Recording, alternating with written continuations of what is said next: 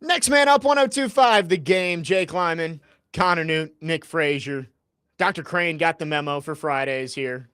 Little Katy Perry to start us off. It's been a while. It with has you been. And me. It's been It wasn't. We didn't have it at all last week because I was on with right with Frazier. And then the week before that was 4th of July. So it's been 3 weeks now. Man, we might have to figure out next week because things are going to get weird. We'll talk about it off the air. Well, I'll be on another program. Oh, great. Yeah.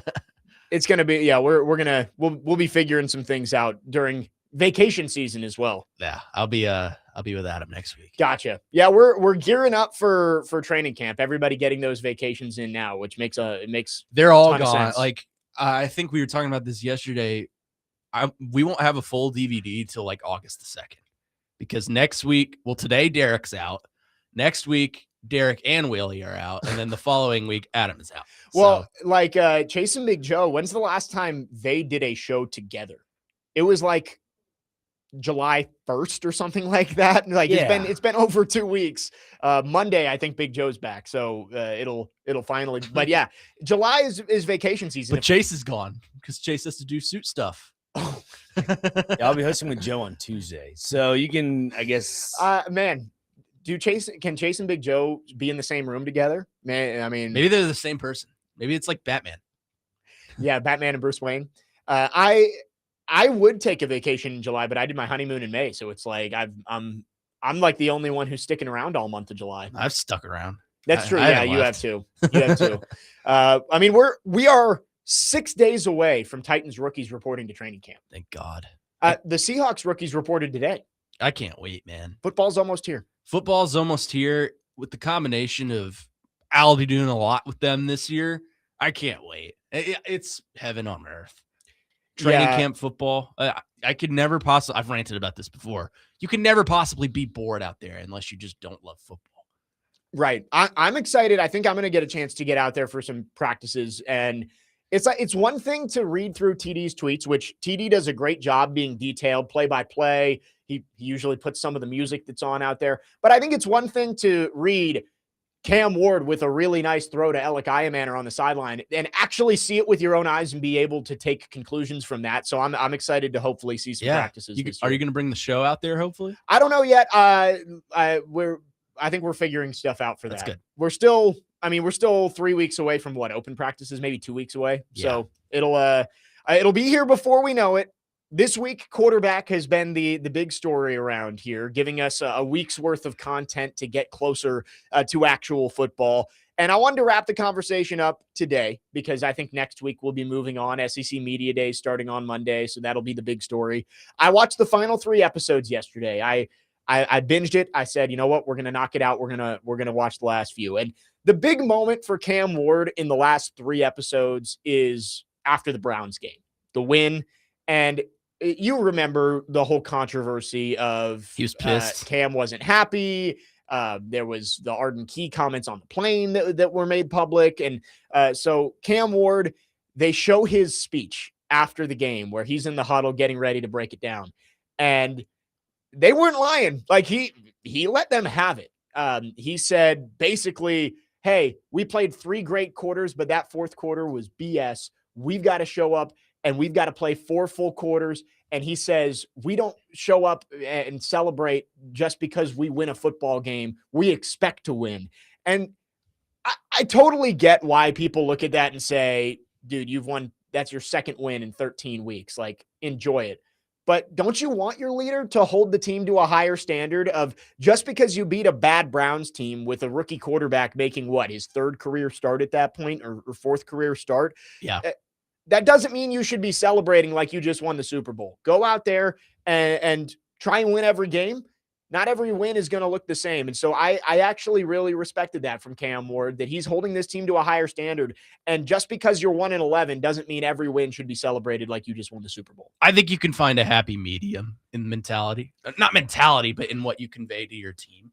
I think you can be critical and be pissed about the effort, especially in that 4th quarter, because we remember Cam Ward wasn't the best quarterback on the field that day. No, yeah, he was not. It was probably Shedeur Sanders. So I think you can find a happy medium of, hey, guys, great win. Here's what we need to work on. because we've only won 2 games. And one of them, I don't know if you could even classify it as a win. It was a gift. The Cardinals won. The most fluky win for any team of all time. Yeah, I don't know if you saw Trey McBride went on Bussin' with the Boys, and he's like, I have never experienced anything like that game in my life. That's 99 overall, Trey McBride to you. Yeah, which is crazy, Which by is the weird way. to me. But But I mean, very good player. Very good. One of, if not the best tight end in the league. But no, Cam Ward, I think there's so much to like from what you saw in quarterback. And a lot of us who have been around the team and have interacted with Cam Ward and you hear him speak pretty much every day during the season, you know what his personality's like. Yeah. But he wanted to drill kids with dodgeballs. Yeah, I think you just see the competitor and how badly he wants to win. And that's not everything. Like, you've got to be talented enough and you've got to be, and you've got to go out there and perform, but you can see that the want to is there. They showed him during Thanksgiving in one of the last few episodes, and he hangs out with his family during Thanksgiving. And the next day, 6 a.m., he's out there working with his quarterbacks coach over at MBA and trying to get better. And that was when he had I'm sure you've seen the clip of over under how many iPads I've broken this season. Yeah. I haven't watched the whole show, but I've seen most of the clips. I might just go and watch just the Cam Ward parts just so I'm caught up on things. I liked the whole show. Like, I thought Baker Mayfield, I have seen stuff on him. He has made me more of a fan with the way he carried himself last year. I saw him jawing at that one Seahawks fan. Yeah, told you. Which was hilarious. His trash talk is just undefeated. I've always liked Baker Mayfield. I liked him in college. I liked him with TD yesterday. We were talking about in college, it felt like he tried to be that guy 24/7. The guy who's, Kansas on the sideline, grabbing his crotch and, planting the flag at Ohio State and he got arrested. It's like he was trying to be Baker Mayfield all the time. And I think he's channeled that. And you see that on the field, the competitive nature, him getting in CJ Gardner-Johnson's face and made him his kid too. It was hilarious. Making it personal against Steve Wilks in the Jets game. I don't know if you've seen that one, but Steve Wilks was the interim head coach who basically made the decision for him not to play for Carolina anymore. And that sent him off to the Rams. And the Jets game, it's like, this one's personal for me. And he was fired up to go beat Steve Wilks. So I think he's channeled that energy of Baker Mayfield that we all know, but he only uses it on the football field. And he's actually a really chill guy. It seems like he's a great dad, great husband off the field. I think he's matured a lot, but he still has that extra level that he can get to when he gets out on the football field. So here's the question.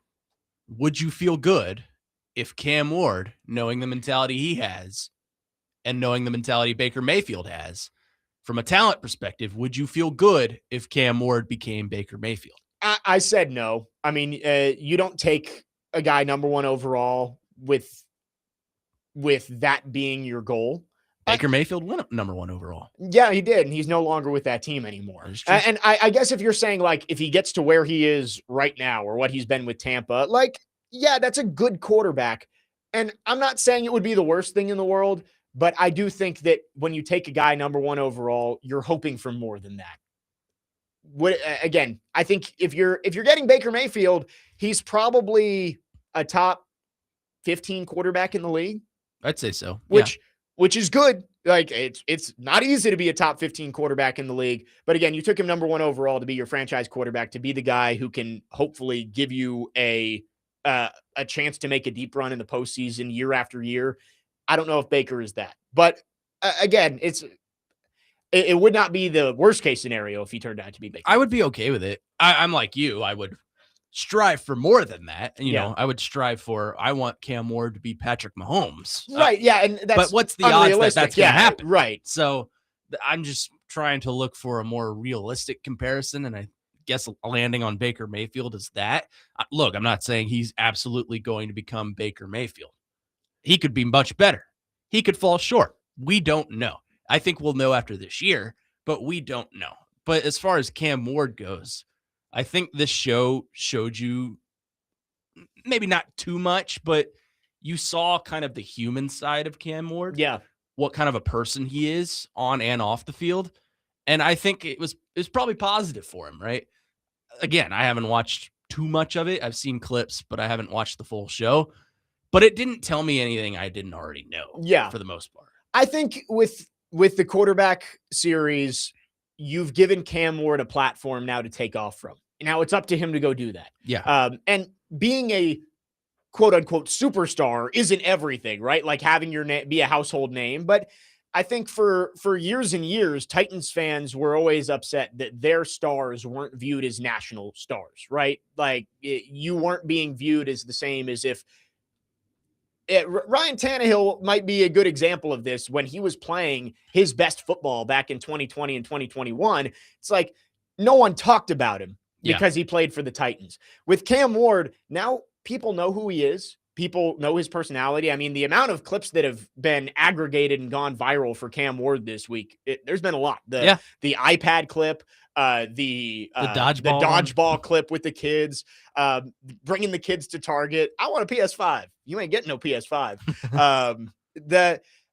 Even though he did buy somebody a PS5 in that clip, one of the kids, it was on the register, but he has built himself a platform now where if he plays well, he could end up being a superstar in this league, but it's all about performance, right? Like you can have the personality. Jameis Winston has the personality, but he threw 30 picks in the season and he didn't become a franchise quarterback. So I do think that you need to have, if you want to be a star and you want to be a household name, people got to see you. And this gives the opportunity for people nationally to see him. Now he's got to go perform and build off of that in year 2. Yeah. I've seen a lot of Cam Ward. I've seen a lot of Baker come from this show.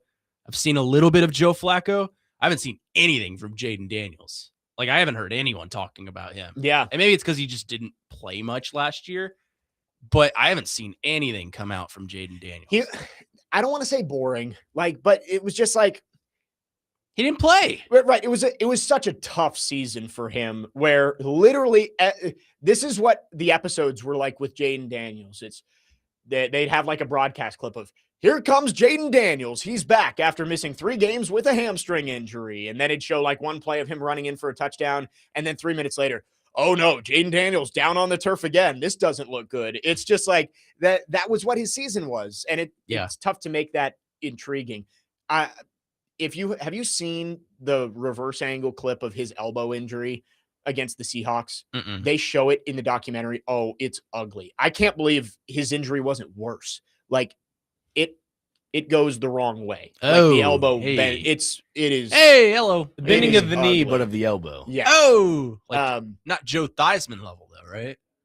Well, I mean, I think legs are always grosser, but it's bad if you've seen it. 615-737-1025. I will say overall, quarterback, the series, they did a good job considering none of the 4 quarterbacks they picked made the playoffs, right? Yeah. Like Baker Mayfield was one Saints win away from getting to the playoffs. But I think when they do this, they expect, like Jaden Daniels had just gone to the NFC Championship game. They expected he was going to be making a run. Baker Mayfield had been to the playoffs back-to-back years. They expected he might be making a run. So they did a good job with what the hand that they were dealt. I thought it was a very entertaining season overall. Yeah.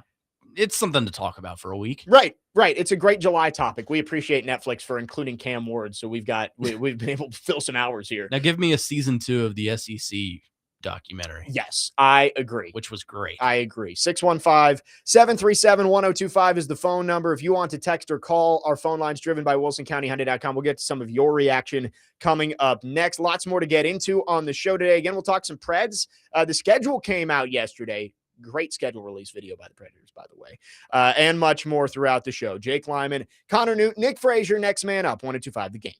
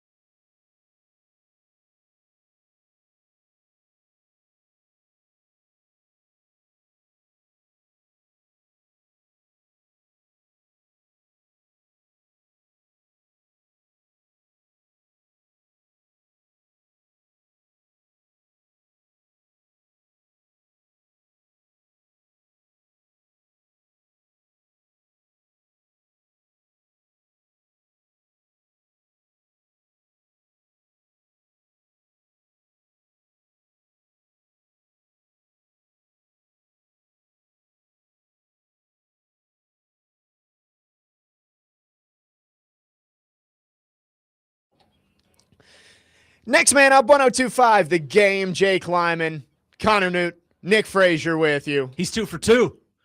Look at you. You know your white girls. Yeah, take a bow, Nick Frazier. Yeah. Thank you. Well done. I'm impressed.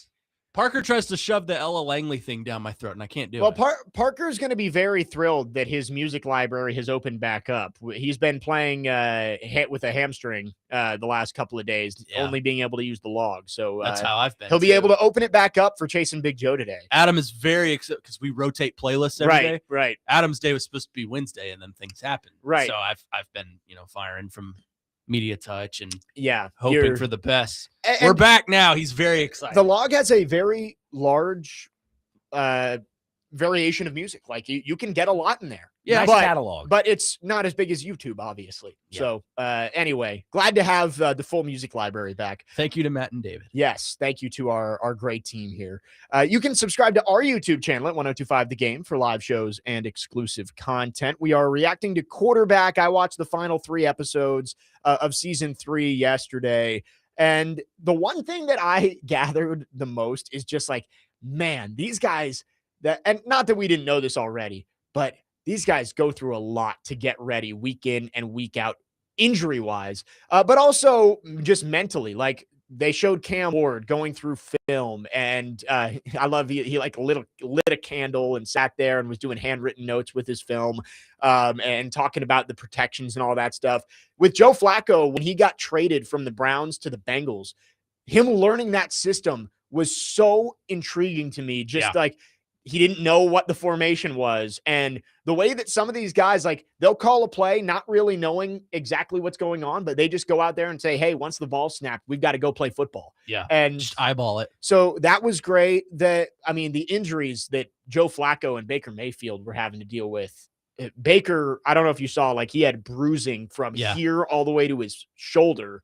Was Cam the only one, aside from that last game, that made it through the entire season? Yeah, he was the only one who stayed healthy. Played all 17 games? Started all actually, Baker may have started every game, but he didn't finish every game. Yeah. But he was dealing with a knee. He was dealing with a shoulder, the elbow. Like, man, it was tough. And I think it just shows you that week in and week out, these guys, they may look healthy, and they may look like they've got everything under control, but there's just so much that goes into it to getting ready for an NFL game. I mean, professional quarterbacks in general, that if they could be good, they could be bad. Right. They make it look so easy sometimes. I know.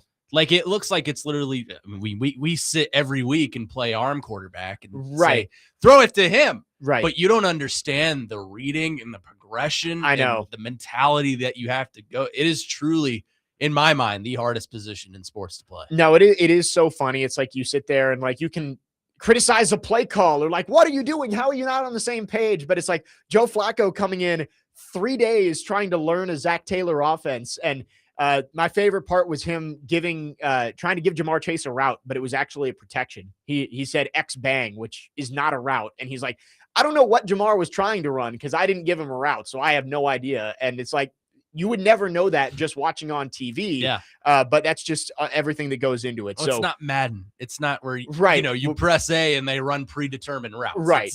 Right. So no, it's again, not that we didn't know how much goes into it, but seeing it and getting the behind the scenes look into it, I do think that the quarterback series is always fascinating. And you're right. I want any given Saturday next. It was right around now that it came out last year. So I know we'll see. we could have gotten it this year and seen Vanderbilt on a 10-win season. I know. Could have seen DJ Lagway struggles. You could have seen the whole Lane Kiffin saga. Yeah. It would have been awesome this season. No, I think it would be great. I haven't seen any teasers or anything for it, but SEC Media Days is next week. I think that's when they really started to push it last year. So I think they screened it there. Yes, they did. So we'll see. Maybe that's when it's coming out. 615-737-1025 is the phone number. Let's look at the text line here. 4312 says everyone sleeps on catcher. It's the hardest position. Catcher is the hardest position in baseball, I would say, but not harder than quarterback. No. Like, yes, catcher having to call a game, then just, playing catcher, framing, trying to throw guys out on the base pass, holding guys on the base pass, all of that very difficult, and having to just go hit, which is one of the hardest things to do in sports. But with everything that goes into playing quarterback, I will say that is a more difficult. I would say catcher has gotten easier as Right. baseball's evolved. Maybe it's a little bit more difficult now with ABS challenging and stuff like that. You got to know your strike zone.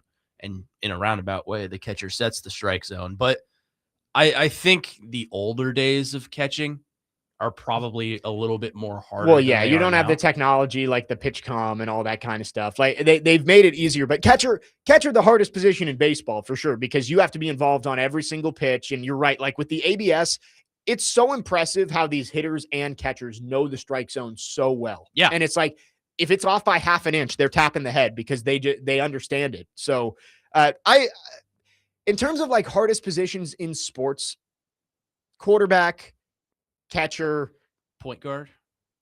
Yeah, like basketball and hockey are a little bit different. Center. Like I guess you could say like center. I mean, goalie's tough. Like I mean, having to take those shots and it's like if you give up 3 goals in against the best players in the world, it's like it's not a good game typically. So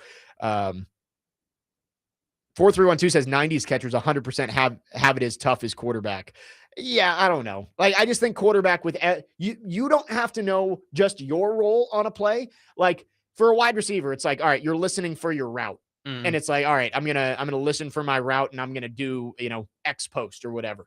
Quarterback has to know what every receiver's running, knows what protection is, and then he has to go up and figure out what the defense is doing and then go execute in a 3-second span. Like, I'm sorry, catcher, it's difficult. It's not that. I would say goalie or a hockey goalie or quarterback. Yeah, I think that's probably up there.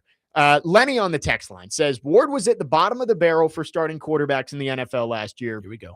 He needs to go out and play and keep his mouth quiet and celebrate victories because they don't come easy. He has a long way to go. If the Titans do not have 9 wins this season, it will be the longest stretch of losing seasons in the history of the Titans franchise. I did not realize that. And I agree with some of the stuff he says there. He has a long way to go. Cam Ward definitely has a long way to go. Sure. But I would much rather have a quarterback who is not complacent when you win a game, a meaningless game in December, where you didn't play very well down the stretch. I would rather have him holding people accountable and asking for more and holding his team to a higher standard than somebody who's just like, oh, great, we're 2-11. Let's go. Like, I get it. Celebrate the wins because, they don't come easy in the NFL. But I would rather my quarterback be holding the team to the higher standard than just be happy to be 2-11 with a win over the Browns. Yeah. Well, here's the thing. If it was the other way around and Cam was quiet and composed, like Marcus Mariota, if he was quiet and passive and composed, what would people be saying? Right.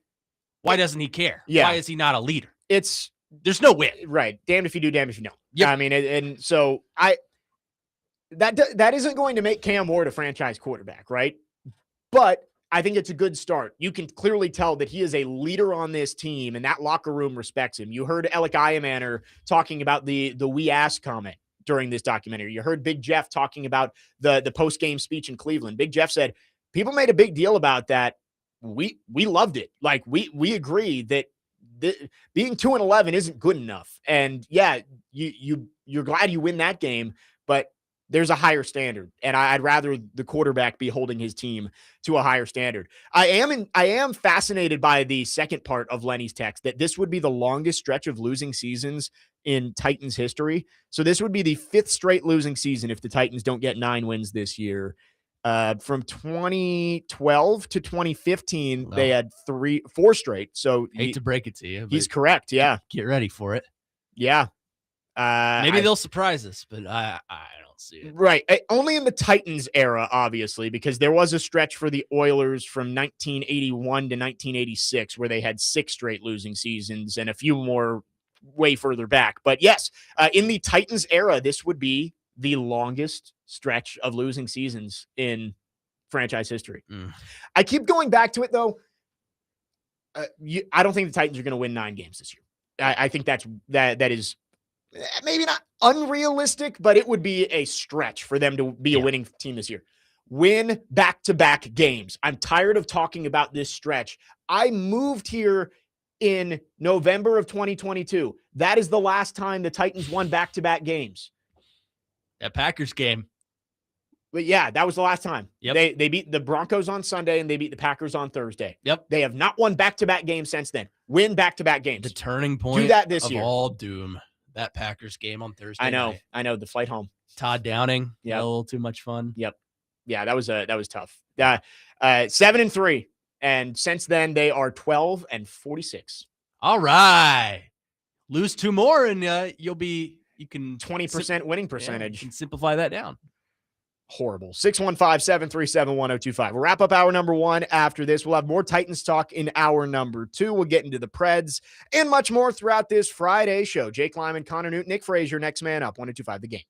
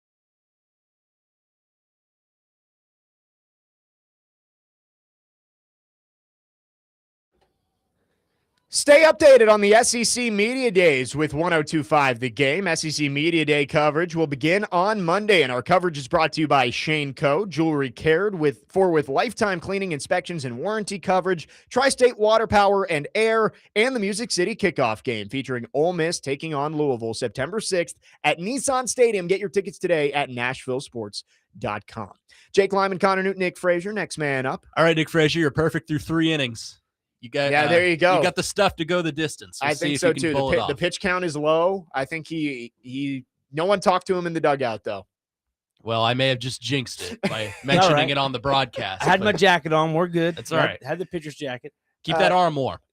SEC Media Day is coming up next week, and I'm fired up. I think it's going to be a fun week. The Lane Kiffin stuff, I think, is going to be one of the bigger storylines. Obviously, we've talked about it for months since he left Ole Miss. Did you see what came out about him last night? No. Apparently, he took a beach trip on LSU's credit card and spent $40,000. Wow. Go Lane.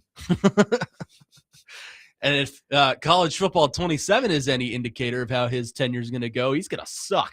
Yeah, I've noticed that the coaches get fired a lot in that game. There's too many upsets Right now. In my dynasty, Virginia Tech went 5-7.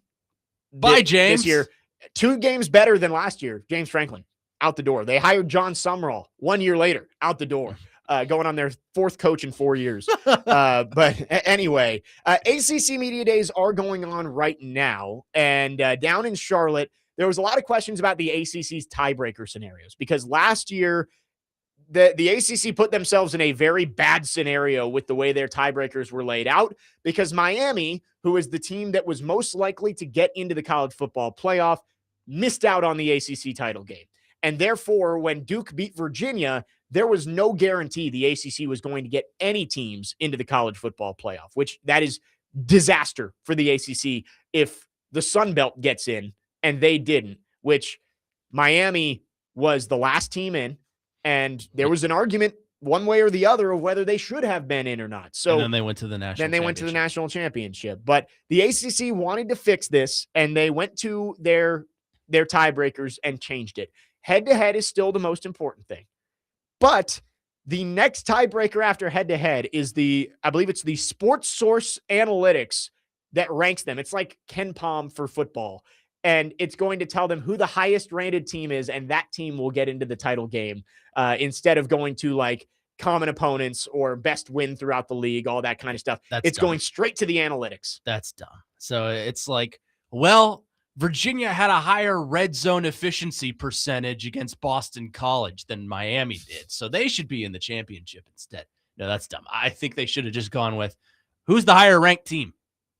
I mean, simple as that. That's what I would have done. Yeah. Or go with point differential or something like that. Don't turn to analytics. Right. They're saying it's the strongest overall body of work. So basically, they're saying that they're going to put the team that has the best chance to get it to the college football playoff into their championship game if there's a tie.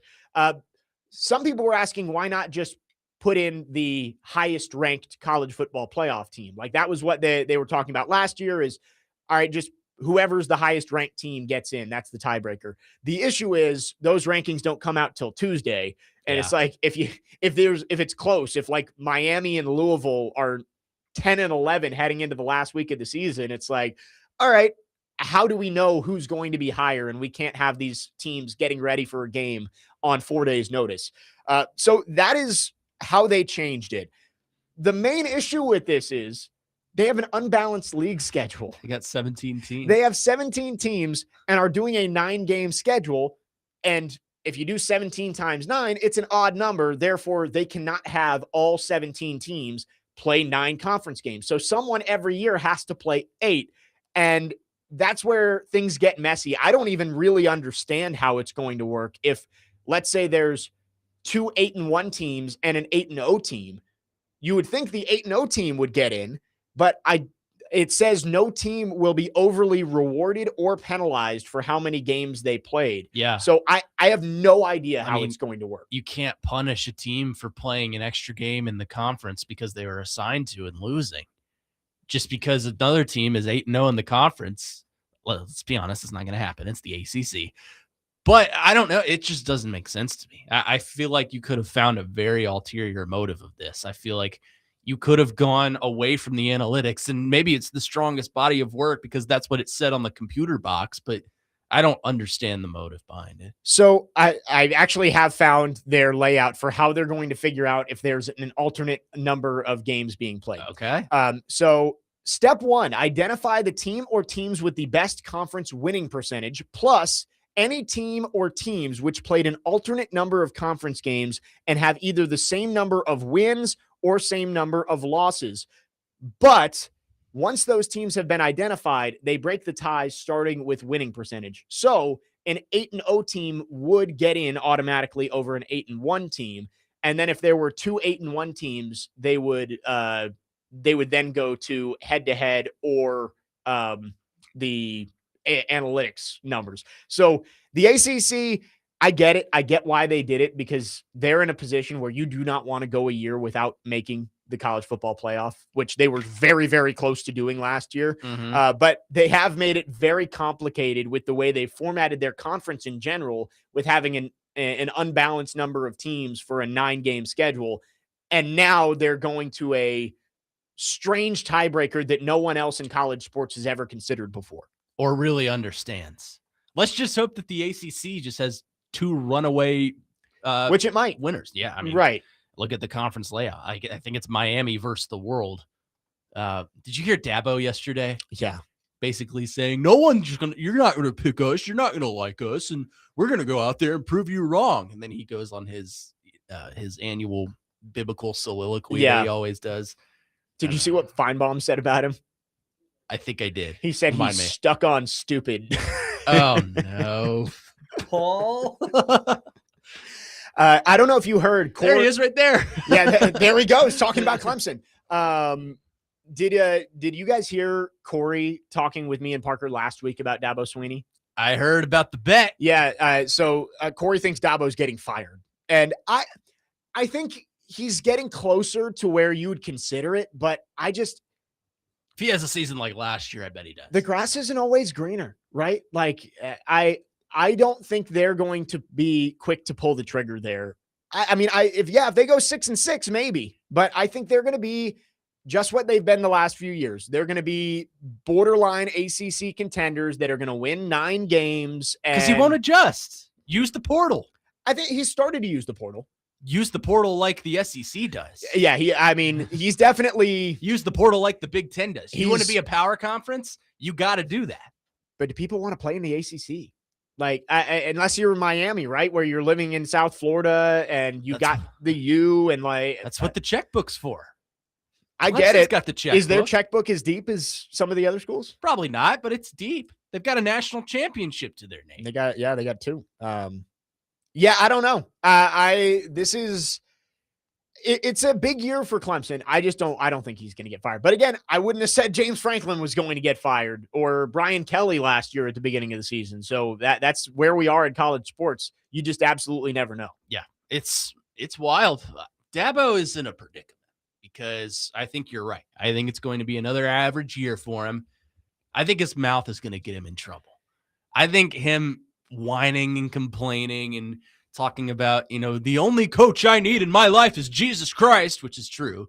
But that can't be your reasoning for losing a football right? game. Yeah, like you've got to face the music on some of the issues that program has had over the last half decade. I mean, his thing yesterday his excuse was we just weren't good enough, and I'm like, okay, you were. Let's go into the details on that. Right. Well, they're still a very talented team. Parker and I were going through the blue chip ratio of how many 4 and 5 stars they have, and they're top 15 in the country in blue chip ratio, which puts you in a conversation where you could make the college football playoff. It's just about going out and playing, and they've got a tough one on the road at LSU to start. They do play Miami, but outside of that, the schedule is not. I mean, the ACC is a winnable conference, right? And the other contenders towards the top outside of Miami, it's Clemson, it's Louisville, it's SMU. Like, do Louisville and SMU scare you all that much? No, not really. Not that Clemson scares me all that much either, but like that's it. And then it's a drop off. Then you're getting down to Virginia Tech, Florida State, who's coming off a horrible season. So yeah, we'll have to see. But the ACC, they've at least made it easier for themselves to avoid a situation like last year, where if it wasn't for the playoff committee finally taking a head-to-head into account with Notre Dame and Miami, they would have been left out of the playoff completely. Yeah. 615-737-1025 is the phone number. Hour number 1 in the books. Coming up next, we'll get back into the Titans. We'll also talk some Preds as we get ready for the new season. Schedule is out. We'll get into all of it coming up next. Jake Lyman, Connor Nute, Nick Frazier, next man up. 102.5 The Game.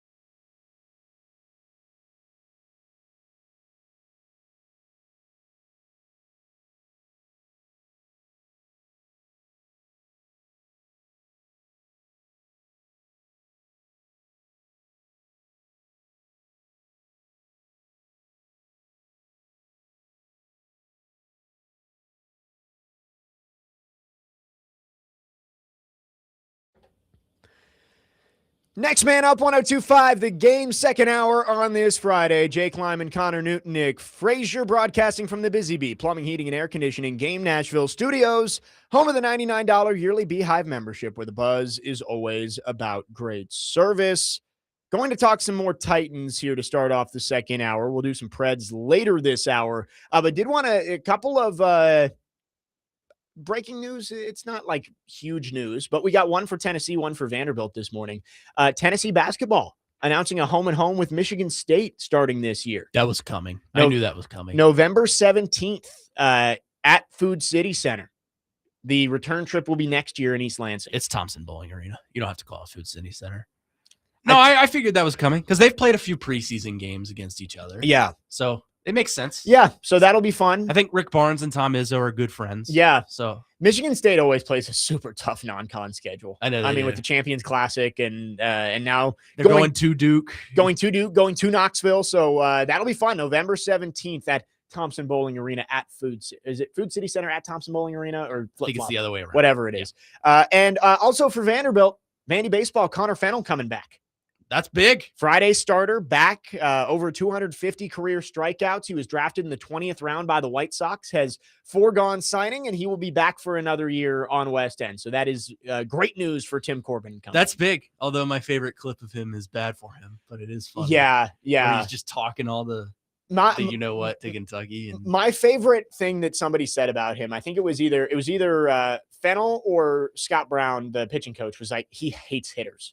And I think that's the best thing that you can have in a pitcher is just hate hitters. And you can see it. I love watching Connor Fennell pitch because he's always ready to go. It's like gets the ball back and I can't block my mouth. He's in his motion ready to go. And if you're not ready, it's coming. Yeah. So, no, Connor Fennell, fun to watch. And that is big news for Tim Corbin as they try and return to the NCAA tournament next year after missing it for the first time. They need that in nearly 2 decades. I mean, the pitching depth was one of their main problems last year. So right. The fact that you've got you get your Friday starter back. Yeah. So. And it seems like I would have to look at like a list, but it seems like they've added more depth in the portal, especially throughout the lineup. So excited to see. We do have breaking Titans news. Oh, the Tennessee Titans are inducting former running back Chris Johnson into their Ring of Honor September 13th. That is awesome. That's great. That is awesome. Home opener against the Jets. Well, we can stick with that now because that is exactly what we thought was going to happen. And it's the right thing to do because with Chris Johnson, obviously the horrible news last month about his ALS diagnosis, and it makes sense to get him in the Ring of Honor as soon as possible because you just never know how long he has. And with Chris Johnson coming back, going to be in the Ring of Honor starting week 1, September 13th, played for the Jets, right? So it's 2 of his former teams squaring off.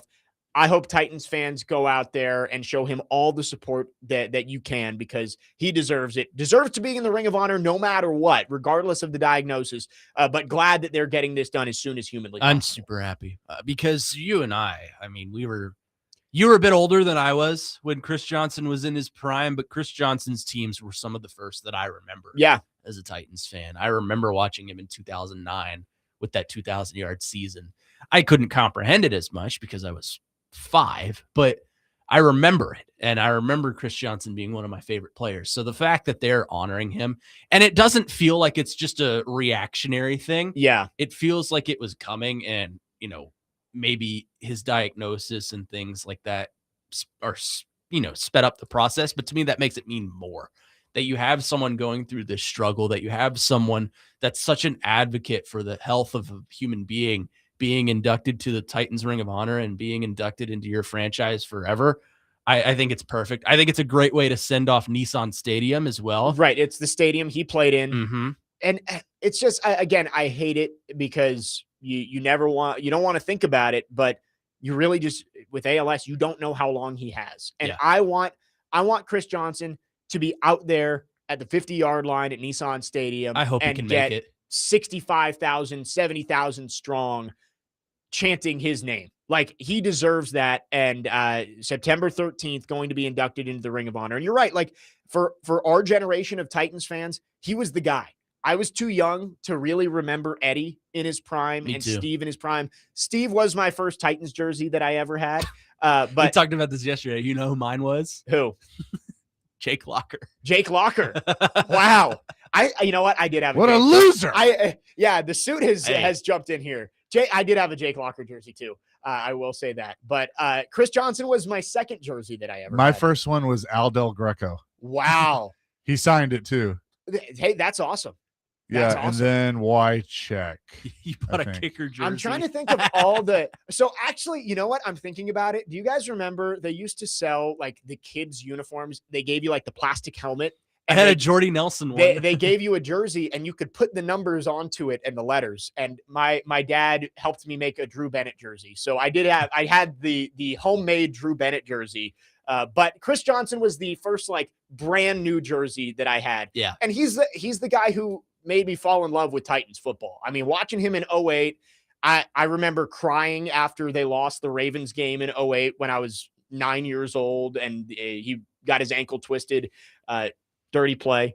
Also, Joe Flacco, it was a delay of game on the completion to Todd Heap, but whatever. Yell at D-Mace about it when he comes back. Yeah, honestly, so D-Mace, I do remember D-Mace playing for the Titans, but very little. I The don't. one big memory I have of D-Mace playing football was the touchdown catch he had in that game. It was like down the right sideline that put the Ravens up tied the game 7-7 or made it 10-7.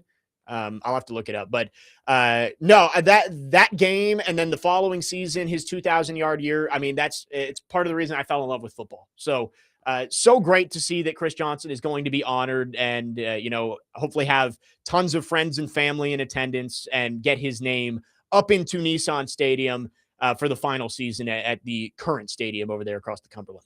Yeah, it's exciting. I'm really excited. A lot of people will knock on it. Why are you doing Ring of Honor in the last year of the stadium? I think it's perfect. I think it's a fitting send-off. I think you should just knock out all the guys, as many guys as possible this year that played in that stadium, because next year it's a new era. Right. And, obviously you're still going to put people that played in the right. old stadium. It would still be cool for them in the new stadium, but like, I feel like it means something to get your name before they tear that stadium down, to have your name and number. Like when Chris rafters. Johnson hopefully makes it out there and he's standing at the 50.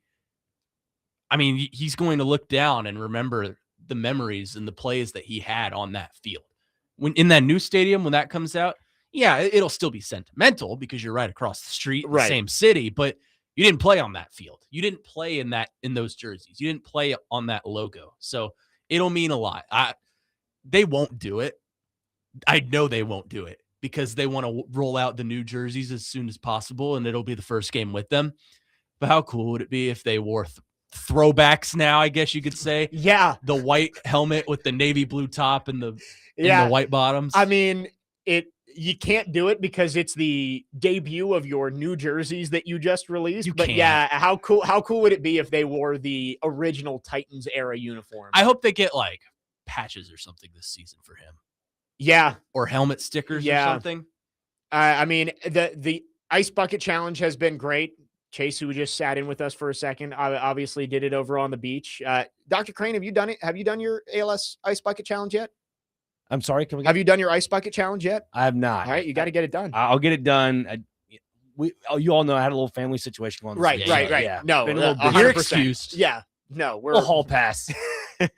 No, I'll get it done probably this weekend. There we go. I have some time tomorrow. I'd say after the weekend show. So yeah, there you go. Buddy of mine's birthday. We'll do something there. I'm excited to see it.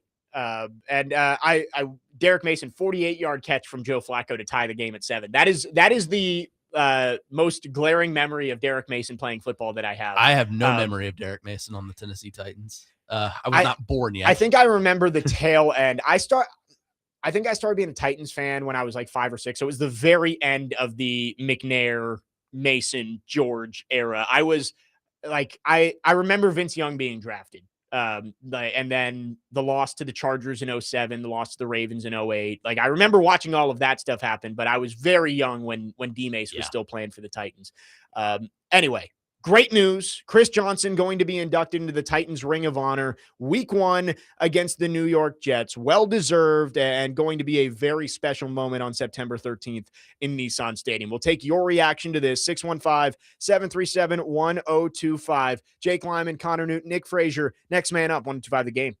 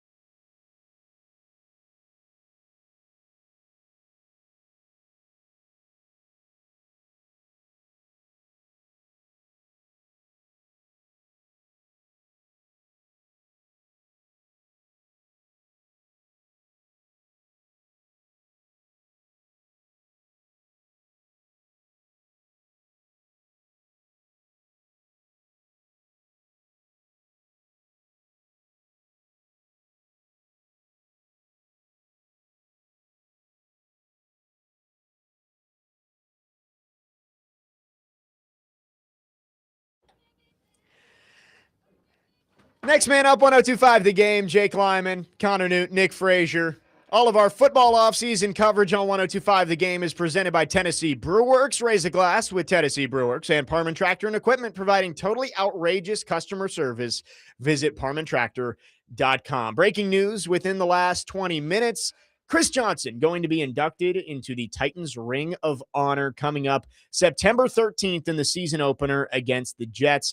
Amy Adams Strunk released a statement, reading this from Paul Kuharski on Twitter. Chris Johnson holds a special place in the hearts of our organization and our fans. His stats speak for themselves, and he will forever remain a leader in our record books, but the man behind the yardage deserves just as much celebration. We look forward to welcoming him home on September 13th and officially inducting him into the Titans Ring of Honor. I can't wait to be there. Not that it's about me, but I'll be covering. So right. I cannot wait for that moment for him. I can't wait for that moment for the Titans. I can't wait for that moment for the fans. It's going to be really special. Well, and again, it didn't have to be against the Jets, but I do think it is special. That's the two places he spent the most time in his career. He spent, one season with Arizona? Yeah, it was at the end. So it's like, I think it's special too that both franchises where he was playing during the best part of his career. Actually, he spent more time in Arizona than New York. Really? I didn't realize that.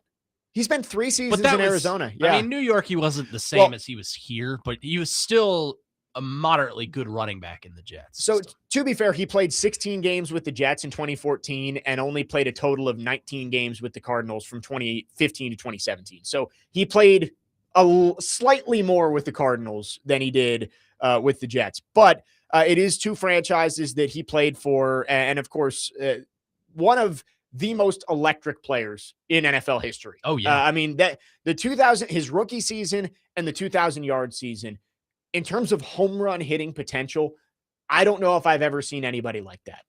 I'll never forget that game. It was against the Texans, I think. He went 94 yards to the house. Yeah. It was unbelievable. Yeah. I remember that forever.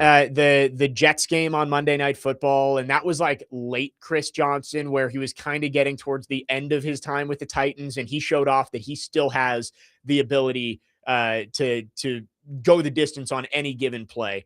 I mean, the one guy who I see now in the NFL who even slightly reminds me of him is Jahmyr Gibbs. Yep. Like Jahmyr Gibbs has that home run speed. But man, I told this story when we were talking about Chris Johnson a few weeks ago of growing up in Washington, like near Washington, D.C. I never got the Titans games. So we would have Red Zone on, and I would pull up my dad's laptop and have the game center, like the NFL.com game center up. And the amount of times that you would just see the big light blue bar go from the Titans 25 to the end zone, and it's Chris Johnson, run, right tackle, 75 yards, touchdown. Like, that was my childhood. And then you'd flip to Red Zone and turn on the TV and you get to see it. Like, that was how I watched CJ2K. And so well-deserved. We've said it since the diagnosis, like he's deserved to be in for a long time now. Yeah. But prioritizing this, doing it week 1 is the right thing to do. So props to the Titans organization from getting this done. I'm just so happy. I'm happy for his family. I'm happy for him. I'm happy for this fan base. You and I are the same, and we will never not be supporters of the Tennessee Titans. It doesn't matter if we're covering them. Right. It doesn't matter if we don't live here anymore. That's always your team. So the fact that you get to see one of the greats from your childhood get inducted into the Titans Ring of Honor is something really special. I don't think he's a Hall of Fame level running back, and that's not to rain on anyone's parade, but he had like 9,000 total yards across his career. Yep. It's just not good enough. But for the Titans and what he meant to this organization, like in 2009, 2010, he was the Titans. Like, he was the face of this franchise. You go around downtown Nashville at the time, you would see his face everywhere. It was him and probably Pecorine. Those were probably the two that had this city in the palm of their hands. So I'm just reminiscing about the Chris Johnson era as a kid growing up in Nashville. But I remember it's hard to forget. So I'm glad that that's immortalized or going to be immortalized. I'm glad that it's as soon as possible. And it's during the actual season. Like to me, it wouldn't have meant as much if they would have done it in a preseason game. Yeah, even if you did it in a preseason game, you'd get a bigger crowd. Like people would come out just for that, but it still wouldn't be the response that he deserves. And you know, we all know that the opposing fans take over. Not always take over, but like I don't think you're gonna have a problem with the Jets. There's fans gonna taking over. no Jets fans. They travel decently well. Like there's gonna be some green in there, but I do think that week one earlier on in the season when there's still a little bit of hope for the team, I think that's when you're going to get the best response as well. Yeah. You're going to have more Titans fans out there. Week 2, I think, is going to be very, very green with the Eagles. So I think this is the perfect time for Chris Johnson to go into the Ring of Honor. And, it's probably going to be hot, but I hope everybody gets out there and gives him the love that he deserves because hopefully they cap it off with a win. Because I remember 2019 when Eddie and Steve went into the Ring of Honor. Brutal. I was at that game. That was a very eventful day. I was there too. It was a very eventful day in the Titans franchise. That was the pyro disaster pregame. It was 110 degrees. That was Marcus's death pick. Yeah, Marcus threw the pick on it was like 3rd or 4th down across midfield trying to go win the game.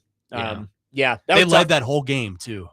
They did. Yeah, that was tough. So yeah, hopefully they get a win. And I really do think that this should be the start of a string of inductions. D-Mace deserves to be in this year, I would say. Mm-hmm. I think Keith Bullock deserves to be in. Trying to think of others. Yeah, Blaine. There's so many. I just saw that he's the first Titans draft pick to get into the Ring of Honor. Like everybody else, like the Freak's not in. Like I know. Yeah. Again, not as long-lived as you would have liked due to the injuries. You could say the same thing with Chris Johnson. Like it wasn't a super long prime for him, but deserves to be in for what he brought and being that missing piece for the team that went to the Super Bowl. There's so many Titans guys that deserve to be in the Ring of Honor. And again, like we talked about, you don't have to do it this year, but I feel like it would be more special to do it in the stadium that they built, right? Like this is the especially D-Mace. The fan base. Yeah, D-Mace deserved to be in a long time ago. Same with Chris Johnson. But I would like to see D-Mace get in this year. I'm glad that they're doing Chris Johnson all by himself. He deserves that week 1. But what's another game later on in the year? Like the Titans should. I don't know if you want to do a mass one because like everybody deserves their own moment. But Steelers, that last game in Nissan do it Steelers Stadium. and just like this is our send off. We're going to recognize the guys that pioneered this franchise in this stadium. Could you do one like every home game? I think that would be cool. That'd be cool. Like there are 8 Titans right now that I think we could name off and say deserve to be in the Ring of Honor. Well, we've named 2 of them. I think Bullock deserves it. Let's work on that during the break. Like if the Titans were to put a different player in the Ring of Honor for every home game, Chris Johnson, number 1, and that's perfect. Could not pick a better time to put him in. But if you're going to put in Titans era Ring of Honor players, well, I've got one for week 2. Then how do you put them in throughout the season? We'll do that coming up next. Jake Lyman, Connor Nute, Nick Frazier, next man up. 102.5 The Game.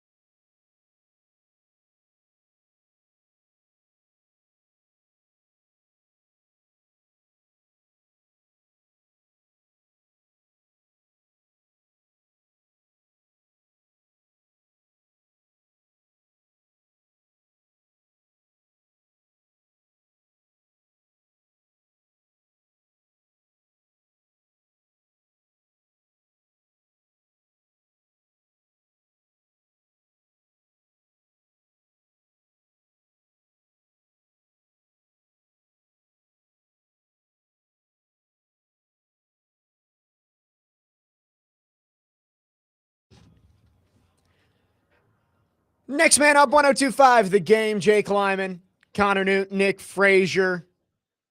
News this morning, Chris Johnson going to be inducted into the Titans Ring of Honor coming up on September 13th in the season opener against the Jets. And well-deserved. Glad that he's getting in as soon as possible with the recent diagnosis and he continuing to fight ALS. But it brought us to the question, if you wanted to put in Titans players who made Nissan Stadium, the current Nissan Stadium, what it is, who played their games in Nashville in that stadium, if you want to put them in the Ring of Honor before you tear it down, and you could pick one for each home game, who would you pick? So Chris Johnson's going in week 1. You've got 7 more home games. I think there are some easy ones here that we can check off. Yeah. Javon Curse, easy. Do it against the Eagles, week 2. Sure. Yeah, week 2, we'll put Javon Curse in. Number 2, Keith Bullock. Mhm. Easy. So let's say you put him in against the Texans. Then Derek Mason, our good friend here. 100% those 3 deserve to be in. So there's three of the 7. I think it gets a little bit more interesting beyond that. And we'll take your thoughts on our phone and text line driven by WilsonCountyHyundai.com, 615-737-1025. So if the Titans were to induct one player into the Ring of Honor for every home game in the final season at Nissan Stadium, we've got Chris Johnson, Derek Mason, Javon Curse, and Keith Bullock. Feel like those are easy. You mentioned Blaine Bishop. I think that's a good one. Yeah. I think Blaine Bishop, number 5. You've got some guys who I think eventually will be Ring of Honor guys, but they're still playing. You can't put them in yet. Yeah, Derek, Kevin Byard. Like, I think those guys, they're playing other places. You can't put them into the Ring of Honor quite yet. Here's where it gets interesting. If we got to pick 3 more, do you go... I'm going to give you 5 names that I think are in there. And again, if I'm missing somebody that you think should be in, text us 615-737-1025. Okay. 5 names: Delaney Walker, Mm-hmm. Samari Roll, Mm-hmm. Rob Baronis, Oof. Kyle Vandenbosch, Oof. and we'll go Aldel Greco. We'll go Kevin Mawai. Oh, man. Mawai didn't play. Now he was. I don't know if he was here long. Yeah, that's. I'm trying to Cortland think Finnegan? of. Finnegan. Maybe Michael Ruse. That could be like there. I think once Dyson? you get past those top 5, it gets tough. Yeah, Kevin Dyson, obviously at Music City Miracle. It's tough. It's tough. Who do you think for sure should get one of those 3 spots? Van de Bosch, for sure. Okay. I think the way he played was something Titans fans had never seen before, just at that position. Yeah. I mean, part of a dominant defensive line Mhm. group. I would go Van den Bosch. I'm surprised he's not in, honestly. Delaney Walker is interesting to me because Yeah. he Really good, but on bad teams. yes.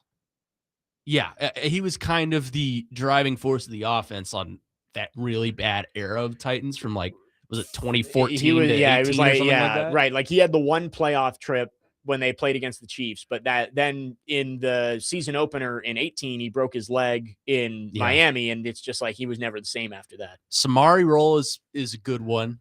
Cortland Finnegan's an interesting one. I would too. argue Samari is probably the best corner that the Titans have ever seen. Cortland Finnegan's a really good one, Frazier. I like that. Man, this is tough. Well, and I think it's because we're getting to the point where these guys, I think it's borderline whether they're deserving of the Ring of Honor, right? Like, I think like Delaney, I think it's borderline. I would lean, yes, he gets in at some point, but do you push him in just because it's the old stadium, right? And we're not saying they're going to do this. I have no idea, but if they were to try and close out the old stadium by putting some of these Titans era players into the Ring of Honor, I think it's easy. Mason, Bullock, Curse, and probably Bishop. I think those 4 all deserve to be in. If you were going to add 3 more, I think it gets tough choosing who deserves it the most. Yeah. Well, I think if you want to just do 4, Johnson, Mason, Curse. Bullock, Curse. Yeah. Bullock, yeah. I think those are your 4. 100%. Those 4, I think, are easy. Probably should all already be in. But if you were going to double it and add more, I think maybe Rob Baronis. Like, I think Baronis probably would be up there for me.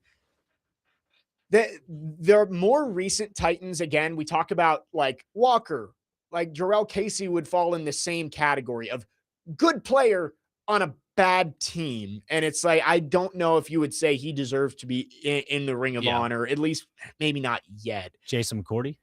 Yeah, McCourty, probably Yeah. similar situation of like the teams he played on just weren't very good, Michael especially Griffin. when he got later. Yeah, Michael Griffin. Yeah, Griff could be in there.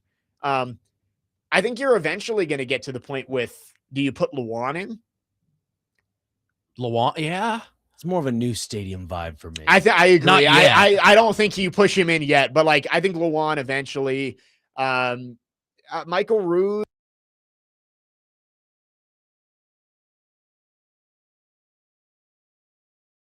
Yet, but And this is where I think we're getting into the question of like, do they deserve it at all, let alone be pushed in? But I think let's say those four like should all be in this year: Chris Johnson, Derek Mason, Keith Bullock, and Javon Curse. I think agree 100%. Those four should be in. Yeah, 100%. If you want to go beyond that, is Bruce in? Yes. Okay. Yeah, Bruce was inducted, I believe, right as he retired in 2002. Okay. So that's good. So he's been in for a very long time. Yeah. And like McNair and Eddie were inducted in 2008. Their jerseys were just retired in 2019. Yeah. So the most recent inductions for the Titans into the Ring of Honor, Jeff Fisher in 2021, Billy White Shoes Johnson in 2023, Bum Phillips and Floyd Reese in 2021 as well, and then Mike Keith this past year. The thing, though, about those four, Johnson, Bullock, Mason, Curse, I don't know if I would go and retire any of those numbers. No, retiring numbers. Yeah. I think like Eddie and Steve deserve their numbers retired. Yeah. Warren Moon, I think, deserved his number. Maybe not as a Titan, but as an Oiler, he deserved his number retired. You've got to be very selective with jersey retirements. Yeah. Because there are only so many of them, and you need 53 of them every single year. So it's like you do have to be careful. And look at what the Boston Celtics are doing right now. Right. I mean, and it's like, obviously, there's the controversy around Warren Moon letting Cam Ward wear the number one. And he signed off on it. He signed off on it, but yeah.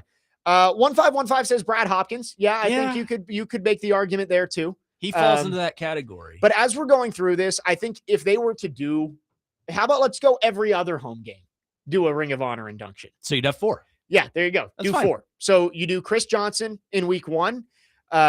Maybe you do Javon Curse in week 5 against the Texans.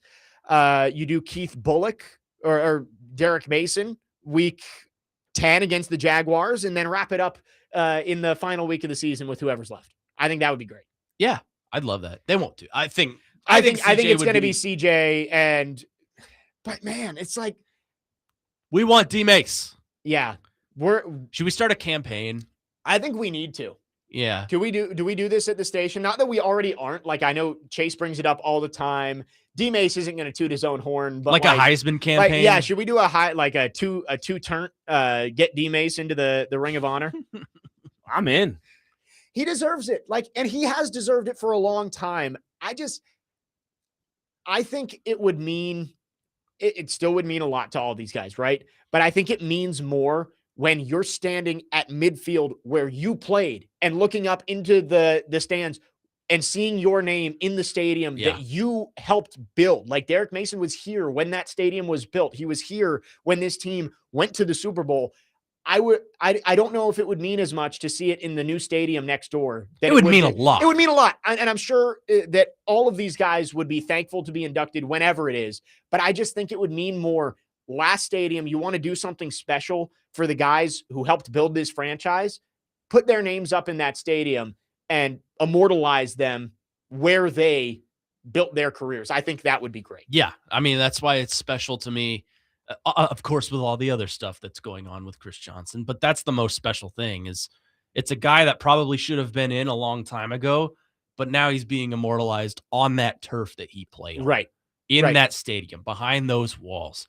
And there are people that are going to be there that said, or like me, that said, I grew up watching him. Yeah. And there will be people that have been here since the beginning, said, I've followed his career ever since he was drafted here.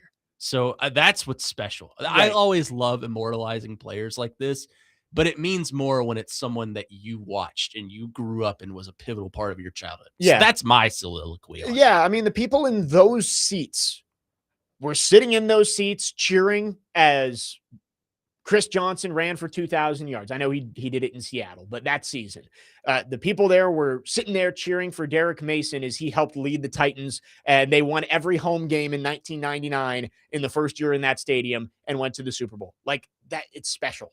And we would push it. I think D-Mace 100%, Curse 100%, Bullock 100%, all deserve to be in. I think it would be cool last season in the stadium, do 4 Ring of Honor inductions. So I want to add this real quick. Derek Mason's best game statistically as a Tennessee Titan came on October the 12th, 2003 against the Houston Texans. And he had 7 catches for 156 yards, 3 returns for 103 yards, Wow. and 3 punt returns for 58 yards. And they play the Houston Texans on October 11th. There you go. Yeah. So Put it on the board. Do it. And then show the highlights of it while he's being inducted. Yeah. 100%. D-Mace, get him in to the Ring of Honor. 317 all-purpose yards. I'm laughing at this, at what we're reading. Well, Chris in Lewisburg says you can't put everybody in the Ring of Honor. And yeah, that's what we realized when we were going through this process is there aren't 8 guys who deserve it, but there are 4. Like those 4 guys 100% deserve it. Steven from Hendersonville says that D-Mace doesn't deserve to get in because he was in Baltimore. Are we not going to put Derrick Henry in the Ring of Honor when he's done playing? McNair was in Baltimore. McNair was in Baltimore. Emmett went to Dallas. Right. Like all Eddie. Did I say Emmett? You did. Emmett went to Arizona. Same number. Same number. That's You guys don't always play every single year of their career in, and D-Mace has told the story of that too. Like it's not just D-Mace wanted to pick up and go to Baltimore. So like D-Mace 100% talks about it all the time. Right. Right. No. The guy works in Nashville on a Nashville sports Right. He talks about and covers the Titans every single day. And we're not just saying that because we know him personally. We work with him every day. Well, yes, we love D-Mace, but He's a great friend. if I had never met Derek Mason in my life, I'd be saying the same thing, that he deserves to be in the ring. I agree. All 4 of those guys, we're putting our stamp on it as 1025 the game, and I'm sure we have the support of all the other hosts and producers here. Chris Johnson getting in week 1, and awesome. Love it from the Titans there. Put Keith Bullock, put Javon Curse, and put our friend Derek Mason in. To put a stamp on Derek Mason, you know what else he's in? He's in the Tennessee Sports Hall of Fame. Yes, he is. Was inducted last year. So Congratulations to him. there we go. So there you go. He's not a turncoat. No, he is not. And he is he deserves to be in. Do it, Titans. 615-737-1025 is the phone number. We'll wrap up hour number 2 after this. Jake Lyman, Connor Nute, Nick Frazier. Next man up, 1025 the game.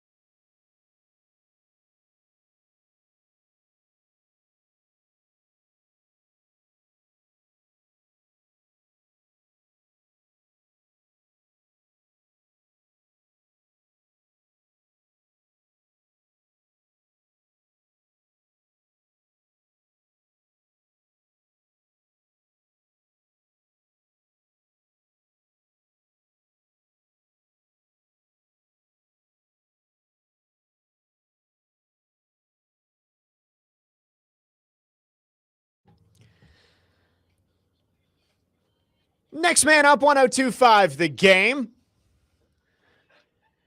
Jake Lyman, Connor Nute, Nick Frazier. Dr. Crane. You're 6 innings deep. Yeah, he's still spinning a gem back there behind the board. You're so close. You're so close. You're just mowing them down. Untouchable from Nick Frazier. We're not even warming up the pen. We just have that much confidence in you Right. that you can get it done. Yeah, we actually brought the relievers back to the dugout. They're not out there anymore. Thank you. Might have to get Minter up and moving later, but we'll see. Again, great news this morning. If you missed it, Chris Johnson going to be inducted into the Titans Ring of Honor coming up September 13th, week 1 against the Jets. So excited about that. Before we wrap up this second hour, I did want to get to this article from Bill Barnwell that we were planning on starting the hour with. So he went through and listed off trade values for all of like the big time players in the NFL and what he thinks they're worth. So for instance, if you go to the Buffalo Bills, how many first-round picks do you think Josh Allen is worth? All of them. If I have to put a number on it, 4. 7 is what Bill Barnwell has. He also has the same number for Patrick Mahomes. 7 first-round picks for those guys.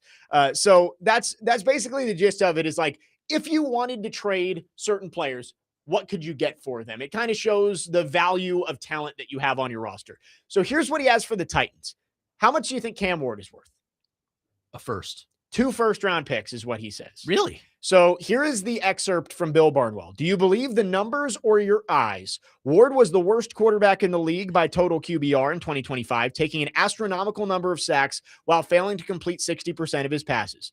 Watching the Titans more closely, though, the end of this, though, says, I still think there are plenty of teams that would see Ward as a very exciting prospect after year 1, though. He should be worth either a lot more or a lot less this time next year. And I think that's the perfect way of putting it. Is right now, I think we feel the same. There would be other teams. Like if you called up the Jets and said, we'll give you Cam Ward for your next 2 first-round picks, they might consider it. At the end of this year, if Cam Ward takes a leap, it might be he's untouchable. You would have to send us a king's ransom, or it's, hey, if you send us a third, we might be willing to move on from Cam Ward. That's why this is such a massive year for him. Yeah, it's important. 2 first-round picks is kind of surprising to me. I think with young quarterbacks, it's just like until you know, you don't know. So there would be teams, and we've heard it from a lot of coaches, that it's like they loved Cam Ward coming out. I think you saw Andrew Barry. You didn't watch far enough in quarterback, I don't think. Andrew Barry, the Browns GM, came up and said, Cam, you're going to be a great player in this league. I love watching you play. Just keep grinding. So, I mean, Joe Shane tried to trade up for him. Right. Let's not forget that. So I think 2 first-round picks is probably about right. But as Bill Barnwell says, and I think it's exactly right, by the end of this year, he's either going to be worth a lot more or a lot less. I don't think he'll be in this range at the end of the year. How much do you think Jeffrey Simmons is worth? A first. A first and more is what Bill Barnwell says. And I think that's about right. We saw what Quinnen Williams went for. And it was what, a first and third? Or was it 2 firsts for Quinnen Williams? I think it was 1. I'm pretty sure it was 1. Anyway, we saw what Dexter Lawrence went for. Coming off a half-sack season, he got a top 10 pick, the 10th overall pick, straight up for Dexter Lawrence. So I think first-round pick and more is about right for Jeffrey Simmons, which I don't think you're considering that. Maybe at the end of this year, if you have another horrendous season, you would think about it. But I think right now they view him as a pillar, obviously, by the contract that they gave him. Yeah, it's important. I mean, you heard all of Titans Nation and myself including complaining about, his ranking, number 83 in the NFL 100. To me, he is the best interior defensive lineman in the NFL right now. He's the best at his position. I think you could make the argument that he's the best defensive player in the AFC now that Myles Garrett is gone. Yeah. It's probably between him and TJ Watt. And they're very different. Watt's getting old. Yeah. Watt's getting older. But I mean, are you saying defensive player or defensive lineman? Defensive lineman. Okay, defensive lineman. Yeah, I mean, no, defensive. Did I say defensive player? Defensive player is probably Surtain. Yeah, I was going to say Surtain would be up there. But yeah, defensive lineman, I think you can make an argument there. Barnwell also says if the Titans hadn't signed Simmons to a much-deserved extension, they would have been pointing at the Quinnen Williams trade as the baseline. He's still wildly underrated. 1 first-round pick players. There are 2 other players that Bill Barnwell says are worth a first-round pick on the Titans roster. One more. 2 more. Carnell Tate. That one's easy. He was the 4th overall pick. If he wasn't worth a first-round pick in general, you probably made a bad pick. So, yes, Carnell Tate still worth a first-round pick. And one more. John Franklin Myers. No. Offense or defense? Offense. Tony Pollard. Nope. I wish. Oh, Peter Skoronski. Peter Skoronski, yeah. Skoronski worth a first-round pick. He says, Skoronski has steadily grown after a difficult rookie season to become one of the best guards in the league. He's about to get a much-deserved raise. So those are the only players the Titans have that Bill Barnwell says are worth at least a first-round pick. Yeah, I mean, I would agree with most of that. Cam Ward getting 2 is a bit surprising to me, but, I mean, Carnell Tate makes sense. We haven't seen him play in the NFL. He's the 4th overall pick. You might as well compare him to a first round pick. Simmons, if I were trading him, I would want I'll probably want multiple firsts for him if we're realistically doing first this, and a day 2 pick at the very least. First and more. Peter Skoronski, I think, that list came out the other day. He was the 9th best interior offensive lineman. I think he's coming into his own. I think I told Chase this. I think he and Simmons have solidified themselves as cornerstone pieces of the Titans. I think you could make the argument that Cam Ward maybe hasn't solidified himself as one, but he is one just because he has to be. He's the quarterback. So I think those 3 are important. And then we'll see about Carnell Tate. I think him being graded as a first-round pick value doesn't tell you much because he was a first-round pick. Yeah, so. I mean, draft picks are kind of like cars. They lose value as soon as you drive them off the lot, right? But not enough value that the 4th overall pick would not be worth a first-round pick at this point. So that one felt like, and I think most first-round picks are listed as worth 1 first-round pick on this list. Like I'm looking through, Monroe Freeling was 17th to the Panthers, something like that. Yeah, worth 1 first-round pick, and that makes sense because they haven't played yet. Right, they still have value. Because we haven't seen, they don't have any film on them. I mean, you can go through their June practices. Like you can go look at Carnell Tate's 1 catch that I filmed, by the way. I would like credit for that.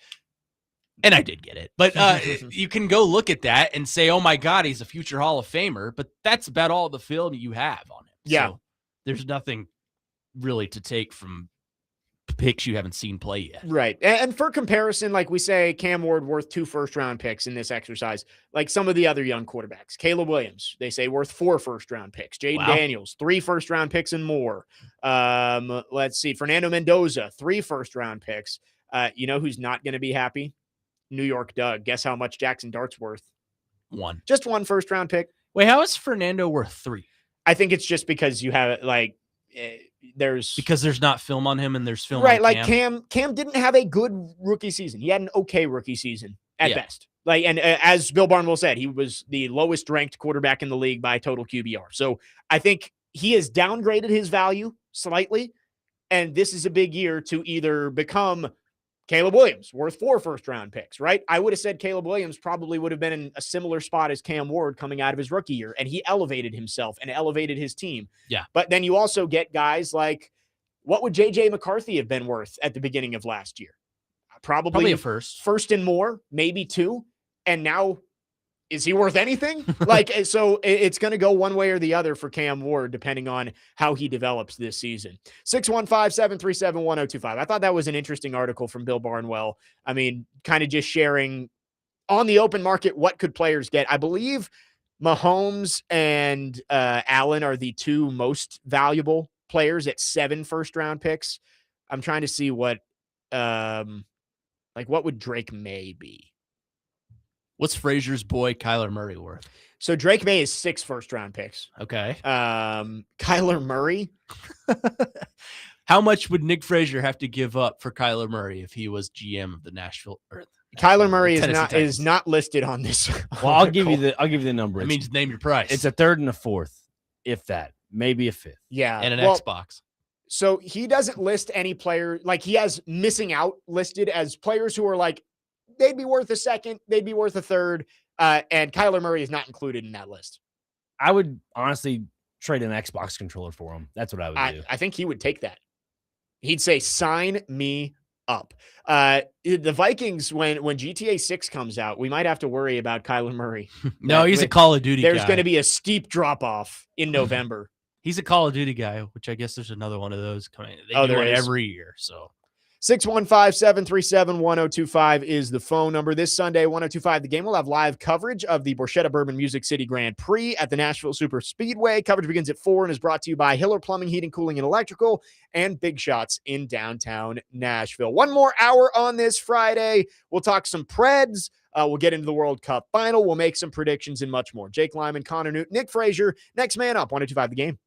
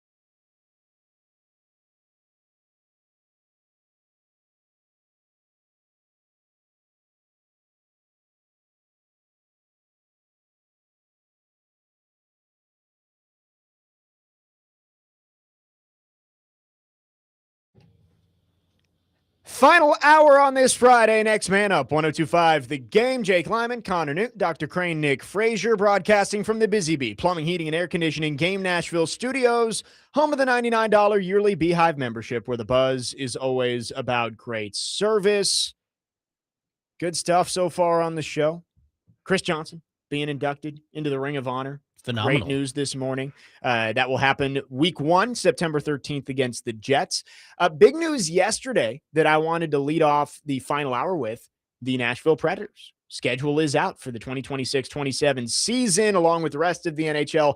Got to give credit to the Nashville Predators social media team. It was good. What a release video yesterday. It was good. Maybe, I mean, if, again, we say the same thing for the Titans. If dynasties were built off of Schedule release videos, I think we would be the city to beat. Yeah, Nashville would be like Bill Russell with the rings all over it. I mean, just so well done. Leading with because for a franchise, when you get made fun of, right? Like the SNL skit, the Preds in the Community skit, and that was viral for a while. You can either dodge it completely or you can lean into it. And I like that led off the video. They leaned into it. But they didn't try too hard with it. Right. I thought, and it was quick. The Vange commercials with the cologne were great. That was perfect. Now that's what I call music A was awesome. I ended up going back and pausing it. Yeah, just to read titles, the musical titles. So good. The best one was the Toronto Maple Leafs was something about receding. And yeah. It was the Austin Matthews hit. Right. What was the Oilers one? Was "We Know How This Ends" or something like that?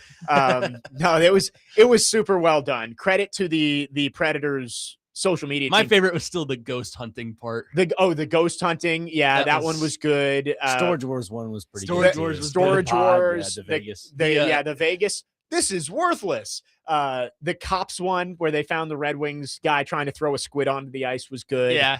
There was the Top Shelf. Yeah, Top Shelf, which was great. No, and like that's not easy to do, to come up with all those ideas and make it look natural together. I thought it was great. And it felt like a schedule release, unlike what some of these teams in the NFL do. Right. Where they just make a skit or a video. Was it the Raiders did the whole Step Brothers thing? Right. And then at the end, they put their schedule. Right. They just put like a graphic of the schedule at the end. And that's what I was worried when they did the Preds in the Community thing. I was like, is this going to just be like a skit and then they'll put the schedule at the end? But they did a great job of actually incorporating the schedule into it throughout the video. So well done to the Preds social media team. I think they won schedule release. I haven't seen any other ones, right?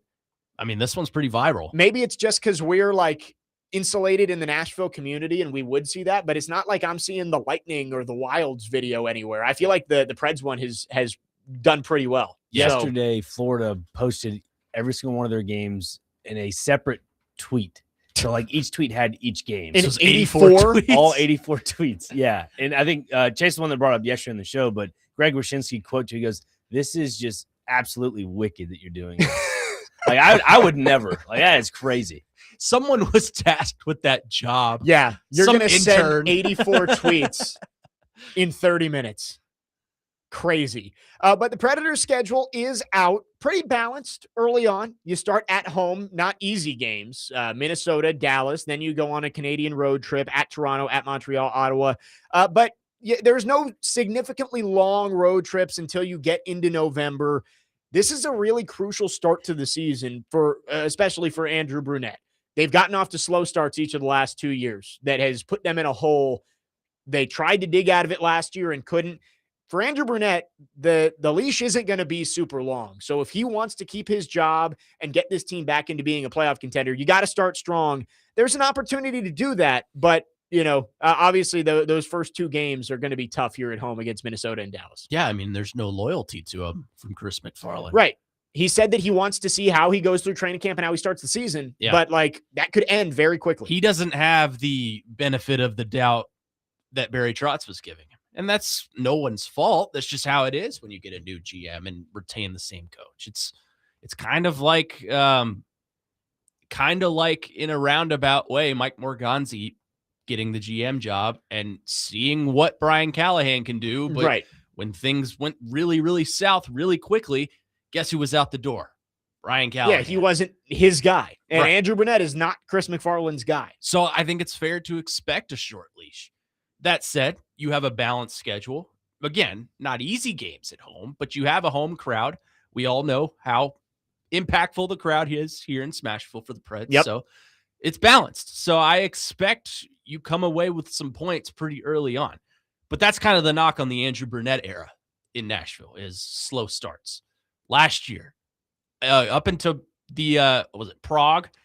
Yeah, Or Stockholm, right? Stockholm. Yeah, Sweden. Prague was the year before. Up into Sweden, there was talk that Andrew Burnett won't make it off the plane coming back from that trip. And then they started to string things together, went on a run, and got back into the wild card picture. The year before that, arguably the worst start in franchise history. I mean, and you were the third worst team in the league throughout the entire season. So he's got to avoid that this year. He's got to start off, I don't want to say scorching hot, but you have a balanced schedule. I expect some points to come out of that pretty quickly. Yep. And that's, I think Chris McFarland probably has done his due diligence on other candidates who could be out there. I know we've talked a ton about why I'm completely blanking on Bednar, the Avalanche head coach. Like there's been a lot of conversation of could he be kind of waiting it out to see if they run out of patience with him in Colorado. So I'm sure that is on Chris McFarland's mind of if they got off to a slow start, I've got no loyalty to Andrew Burnett. Now I'm going to give him a chance to go out and prove himself, but that doesn't mean that if you get to November and this team is where it was at the beginning of November last year, that he's not going to make a move. Sean asks, has the NHL increased from 82 to 84 games? Yes, they have. Unfortunately, yes. So it's going to start a little bit earlier this year. October 1st is opening night for the Preds against the Wild. Can I just say, though, I'm so glad it's going to be on over-the-air television. Oh, On the spot. Like, I probably won't watch every single game, but I'll get to watch a ton. Right. It makes it so much easier. And not that it was like difficult to find FanDuel. Like if you knew where to find it, like you could do it, but I didn't have it. Right. You had to go pay for it or, I did not like that it was on FanDuel. I'm so glad it's on the spot now. You know where to find it. You can find it easily. And I will be right. I will definitely watch way more Preds games this year than I did last year. I hope it's on YouTube TV at least. Yeah, that's for me too. Yeah, that's what I have. Let's hope. Maybe just get an antenna or something. You read my mind, Jake. There Yeah. you go. There you go. But even then, I mean, it's a lot easier access to find it than it would have been for FanDuel. Right. I mean, I guess, but they said they are coming up with some sort of streaming ability too. Okay. So like, I guess wait for more information there, but just having it on over the air television, it's so simple. And I know it's all money driven, right? Like these regional sports networks need to have stuff that they can sell. But if you're not growing your fan base, it's not helping your team. And I think the Preds made a look and said, and we've heard Sean Henry talk about this, he hated hearing fans saying they don't know where to find the games. You're going to grow your fan base by making these games more accessible. The NFL is great because at least on Sundays, all their games are on over-the-air television. So you can go and find the game that's in your market. And if you're a Titans fan, the Titans game is always going to be on TV for you, and you can go watch it. Same thing should be for the Preds, and I think it's just a great step forward. I mean, it works. I think there are teams across the NHL that have done it, and it has been successful. Yep. And the comparison I use is Major League Baseball because, look at what the Braves have done with Braves Vision. Yeah. The Cardinals have it. The Reds have it. You pay, I think it's like $100 for the season or something like that, and you get every single game unless it's on like national television. Yep. And it's blacked out in your area, which is a frustration I've seen a lot of Braves fans have, and I share that frustration. But you see, I can't get Cardinals Vision or whatever individually because it's blocked out in the viewing area. Interesting. So well, yeah. So like, if I wanted to, I would have to get MLB TV, which is well, more no, money you than I'm wouldn't willing be to you spend. wouldn't be able to watch Cardinals games on MLB TV either.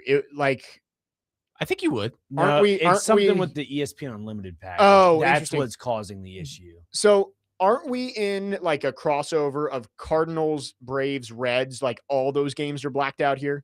For the most part, Yeah. I mean, on TV, if you have like cable television, it goes Braves baseball and Braves Vision. and you have Reds baseball on like their little Reds TV network. I don't Like- think they have blackouts. Are we in the Cardinals viewing area though? No. No. Okay, then yeah, MLB TV would work for you. Yeah. Okay. But for some reason, because the whole MLB TV and ESPN Unlimited combo, when you go have that extra $30 a month, Gotcha. it messes Yeah. with the subscription. Yeah, So, they've made it more just like we were saying, they've made it more complicated than it needs to be. Yeah. The Preds have simplified it, and I think it's just a great step forward.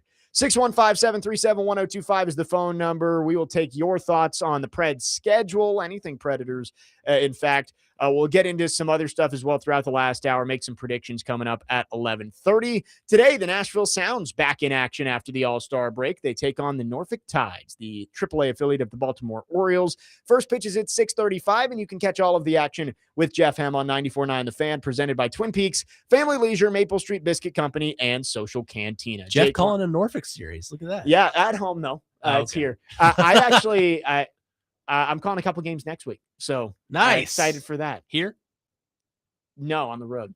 in Norfolk. Not in Norfolk. We'll talk about it during the break. 615-737-1025. Jake Lyman, Connor Nute, Nick Frazier, next man up. 1025 The Game.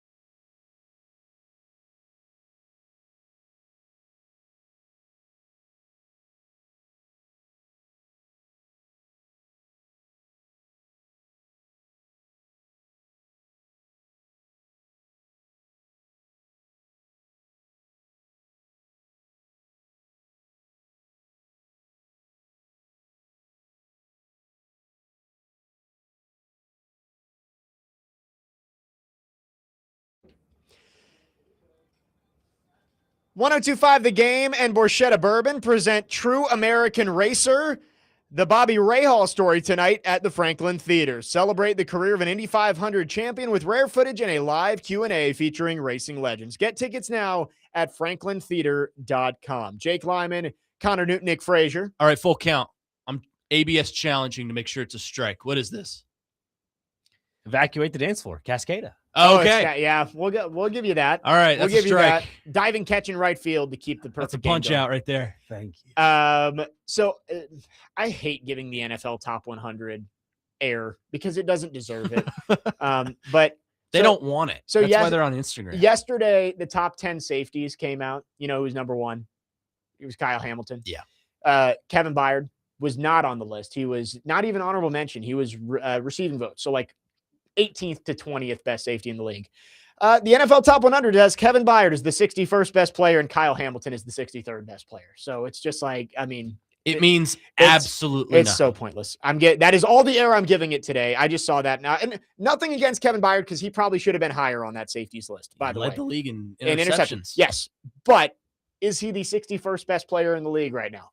Probably not. Nope. 615-737-1025 is our phone number, our phone and text line, driven by WilsonCountyHyundai.com. We were talking Preds. I am wondering, like, Chris McFarland did hint around free agency that there was going to be some attrition with this roster. Like, they brought in so many forwards, and there haven't been, outside of LaRue and Svechkov being shipped off in the Jack Drury trade, there hasn't been a whole lot of movement. I'm wondering when that's going to happen. The NHL in general has gone dead over the past week or so, which I guess is what typically happens after the 4th of July. But I am interested to see, are they going to start moving some pieces? Jonathan Marchessault, maybe some of the other young guys who haven't blossomed into NHL players, because right now it is a logjam up front, especially in the bottom six. Well, according to league rules, they have to. They're 3 over the roster limit. Right. So they're going to have to move. You're right. Forwards, especially, they're going to have to look to move off of. Marchessault, I think, is the one everyone wants to see, just because we've talked about it before. Hasn't worked. It doesn't make sense to keep him around. And he has the no move clause, so he doesn't have to leave if he doesn't want to. Right. But I think both sides would benefit immensely from a change of scenery. So he's the one that comes to mind for me. I wonder about guys like Ozzy Weisblatt, Right. or guys like that have been around the system and just haven't, kind of like you mentioned, haven't flourished into the player you were hoping to be. Like Ozzy Weisblatt's an okay player. He's kind of an enforcer of some roundabout way. But Right. does Ozzy Weisblatt move the needle on if you're a cup contender or not? I don't think so. So I wonder if that's a guy they need to be looking at. They're kind of just replacing the old with the guys McFarland's familiar with. That's why you bring in Colton. It's why you bring in Drury. It's why you bring in Kerfoot. It makes sense. So I don't know. They're going to have to make moves. It's important that they do because, you got to have enough guys on your roster to play an NHL season. Yeah. It's going to happen soon. It is kind of confusing that the NHL has gone silent. It's across the league. It's not just the Preds. Right. I mean, maybe these will come closer to training camp, but you added 6 guys either through trade or free agency that maybe Edstrom isn't going to be on the team, but like the other 5, Bork, of course, is probably going to be your second line center. He said that he thinks he's going to play more center this year. Colton's going to be in your bottom 6. Drury's going to be in your middle 6. Höglander, I think, is in your bottom 6. Kerfoot. So you've added all those guys. And I look at the roster, there are 14 forwards listed, but that doesn't include what are you going to do with Brady Martin? It doesn't include Joachim Kimmel. It doesn't include Vitaly Pinchuk, who you just signed from Russia, who's expected to be in your bottom 6. So something you've got to move somebody. And I think Weisblatt is a good example. I think Marchessault is going to be gone. I think that's got to be something that they're working on. Yeah, it's got to be for sure. Man, it's tough call because I think a lot of them are close in talent to what you already have. Money, I think, will be a factor. And if you're cutting guys like Ozzy Weisblatt, then that's not super expensive. But Jonathan Marchessault is a pretty significant contract. So if you can he's find what, someone to $5 take million that, somewhere around there? Yeah. 5.5. Find someone to take that, then you're smooth sailing. But it is interesting. I do think there's definitely going to be some movement. There's going to have to be. I think Marchessault's gone, especially with a new GM that has no attachment to him. I Right. don't think he wants to inherit a contract of a player that doesn't fit a system. Yeah. Well- Then again, you could change the system. Get rid of the coach. you've kept Brunette, so I think you've chosen a side on that, and I think Marchessault is probably gone. McFarland also did say they would like to add more on the blue line, and the only addition they've made is Labushkin, who was kind of just a contract throwaway in the Maverick Bork trade. So your blue line still looks the same as it did last year. You're going to have Yossi, you're going to have Shea, Perbix, Haig, Barron, Willsby, Ufko, maybe Molendijk. I do wonder if maybe the move you make would be Marchessault, like a swap of NHLers. Like, could you trade Marchessault to go get somebody who can contribute on your D pairs right now? I don't know. I would prefer that. I mean, picks are great and fun and everything. But you got a lot of picks. You got a lot of prospects. Yeah, I think you're good on that department. Yeah. Like, I'm not saying you got to go out and package a thing together to go get, I don't know, like, yeah, like I don't even know who would be available right now. But you're not going to package anything together and get Cale Makar. Right. Yeah. I'm not saying do that, but find a willing trade partner, a capable defenseman, send him Marchessault and see if you can get something back in return. Yeah, I think you'd like to upgrade your defense because you don't know what the young guys are going to be. Ufko showed some flashes when he was up, but is he going to be a guy who can be an everyday player for you throughout an 84-game season? I don't know. Molendijk hasn't taken that step to be an NHL player yet. So that's my wonder is, are they going to start shipping off some forwards to maybe add some defensemen before training camp rolls up in a couple of months here? Yeah, it's going to be an interesting storyline to watch. It's kind of like a football training camp. You're kind of looking at the roster, and guys at the bottom are kind of making strides to see if they can make the roster, and the other guys at the bottom are guys that aren't delivering. So it's all in perspective. Ultimately, our perspective doesn't matter. It's the perspective of the guys in charge. Right. There, so. Right. Chris McFarland, I'm sure he has a plan, but it is just strange that and I'm sure he won't tell us. There was a flurry of moves and things have gone silent. We'll see if anything comes up in the next couple of weeks. It is funny how different McFarland and Trotz are. I know. Like Trotz would tell you everything. Right. He was an open book. And then McFarland plays it so close to the vest. Yep. That we're going to crack that code at some point, and there will be isms that we pick up on. And right. No, that's what he means. But you do that with all coaches and front office guys. It's like you start to find their tendencies, and when he says this, he means this. But yeah, it is a nice contrast between him and Barry Trotz. It's pretty funny. It's kind of like in football when you fire the hard ass. Right. You went from Vrabel to Callahan, and you hire the nice guy. Yeah. Before we wrap up this segment, because we're going to do some Monday headlines coming up in the next one, Dr. Crane, wanted to get a quick word from you. Nashville SC back in action tonight, hosting Atlanta after a long break for the World Cup. Do we think this team going to get right back to where they were, top team in the MLS before the international break? I think they'll struggle a little bit out of the gate, but hopefully they get their feet under them. Obviously, Eddie Tagseth, Patrick Yazbek, Andy Nahar, those are all still injuries that are over the heads of all the fans. Yeah. It was made yesterday. BJ Callahan said that Sam Surge will be available and is fully healthy. So that's a good thing from Valer Shabila on his Twitter. One more other thing, they added Elias Saad, a Tanzanian forward. A winger in that case. 6'1", about 1-ish, 170-ish, I think, or something like that. I'll go back and look at the number. It might be a little bit lighter than that. But that's another depth piece up top, which you kind of need. I think more midfield depth is what's needed right now, but we'll get there eventually, I think. Yeah, and Nashville SC, again, top team in the MLS. They come back from the international break, back-to-back home games tonight against Atlanta and then Wednesday against Montreal. Mm-hmm. So opportunities to go out and see this team at Geodis Park. I'm excited to get out there at some point.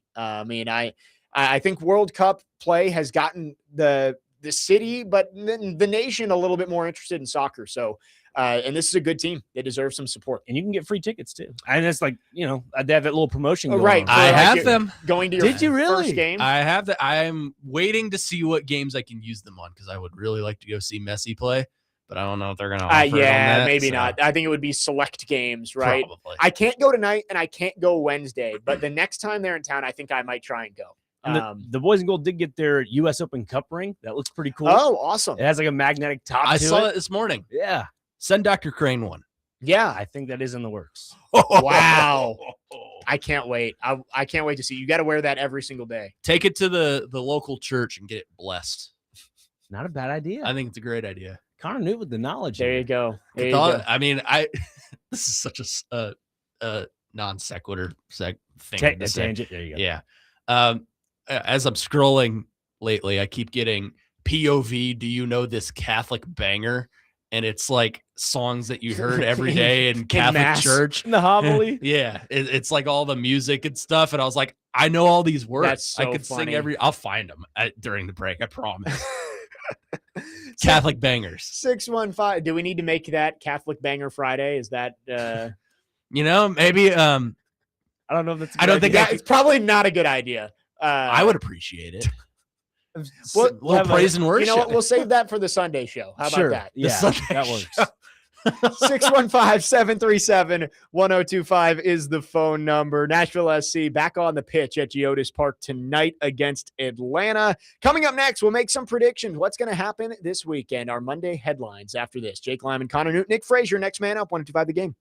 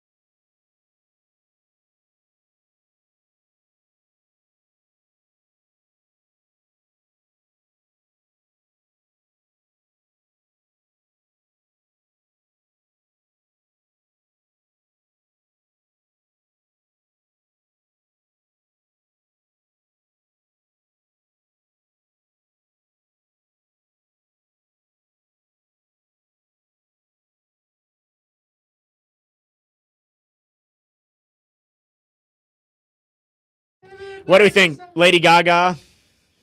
This is a good one. It's a good one. All right. He's through 8. He's through one. 8. You got to play like don't play it, but in your head when you come out for this next segment, be like Mason Miller and play his song and his entrance. Coming up to the mound. Well, we're not taking you out. You're going in, but you're gonna get a standing O at the next one. Thank you. St. Louis standing O. Next man up, 102.5 The Game. Jake Lyman, Connor Nute, Nick Frazier. We got a couple more segments left on this Friday, which means it's time to do some predictions. We're always wrong, but we still try and predict what we're going to be talking about on Monday on our Monday headlines. Hold on. There is a little bit of breaking Preds news. Oh, Jeff Kelty is out of the franchise. Interesting. Didn't he say that he was planning on sticking around? He has been, I don't know if he was relieved of duties or if he's voluntarily stepping out, but Chris McFarland has released a statement. Yeah, here was the statement. On behalf of the Predators organization, I want to thank Jeff Kelty for his 25 years of contributions to our franchise, including the last 8 as assistant general manager. Jeff made a considerable impact on the Predators, spending countless hours traveling the world to find the next talented player or fan favorite to add to our roster, either at the draft, in a trade, or through free agency. As I stepped into my new role here, I appreciated his leadership and support while we navigated last month's NHL draft. We wish Jeff and his family all the best with their next chapter in San Jose.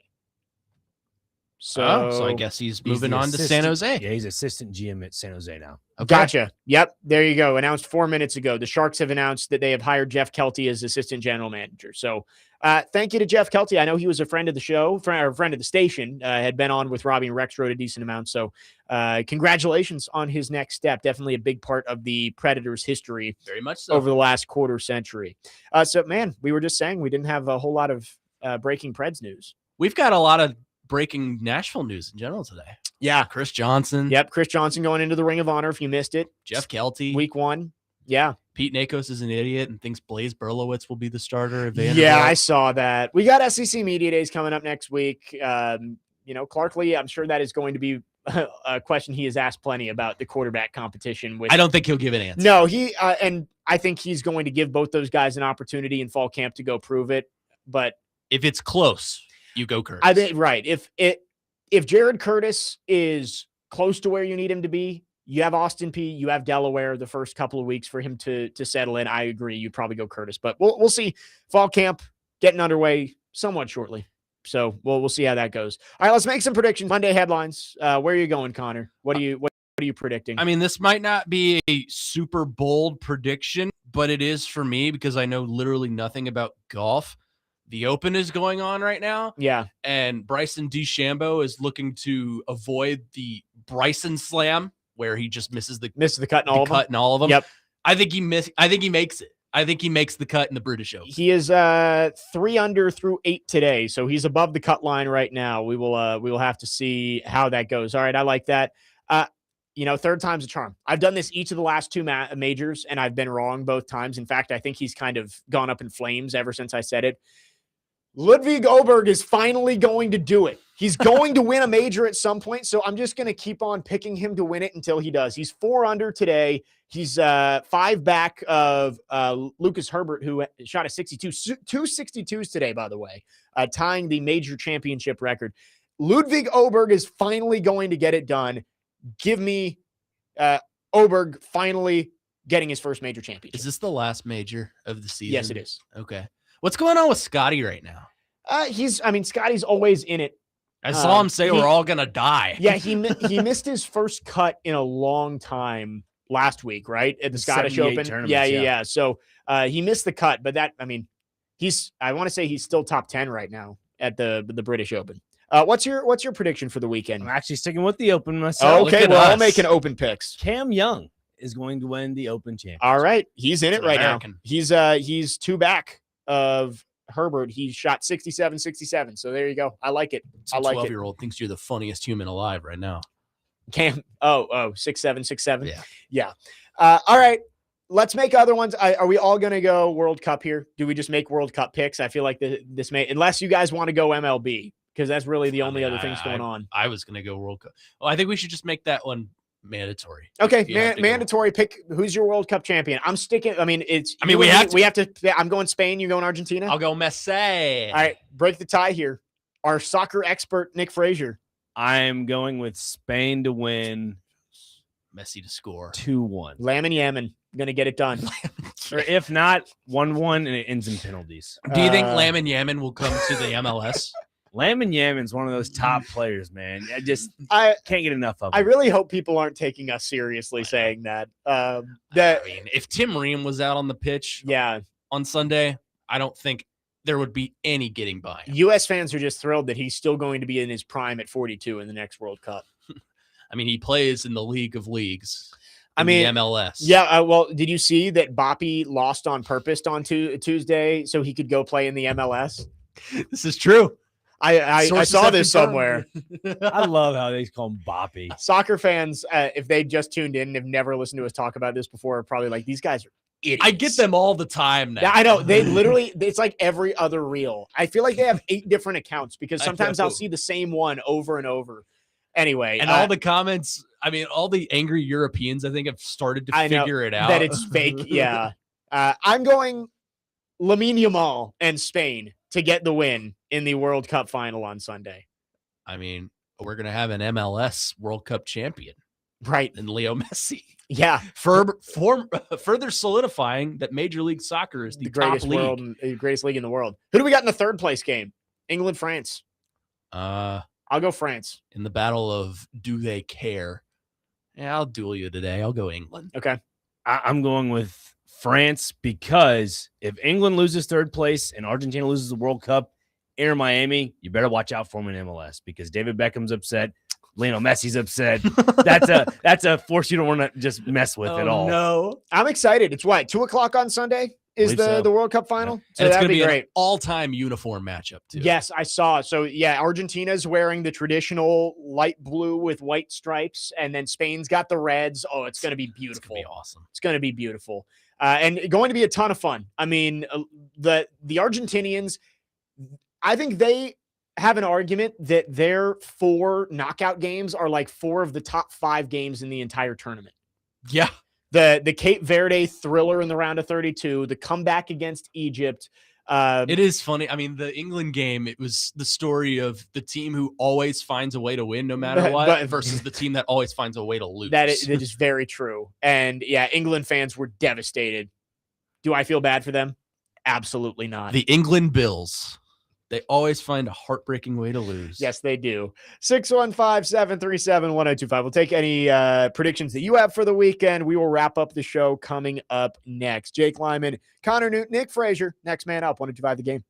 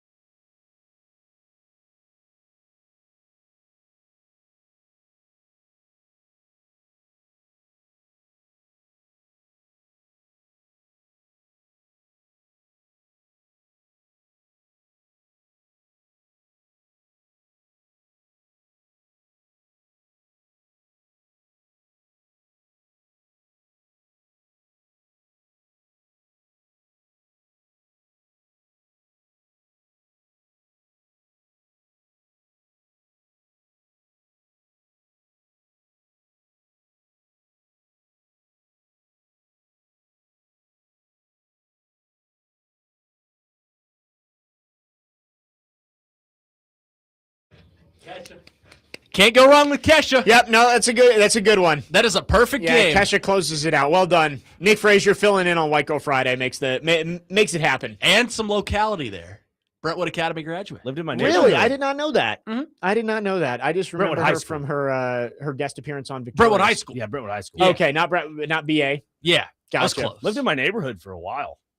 Really? Yeah, her mom and dad, and I think her brother as well. Wow. You know who I- my famous neighbor was? Not famous, but you'll know who it is. Derek Morgan. Oh my neighbor. yeah. Yeah. Wow. Yeah, he TD talks about him all the time with his protocol out in Germantown. Oh yeah. Yeah.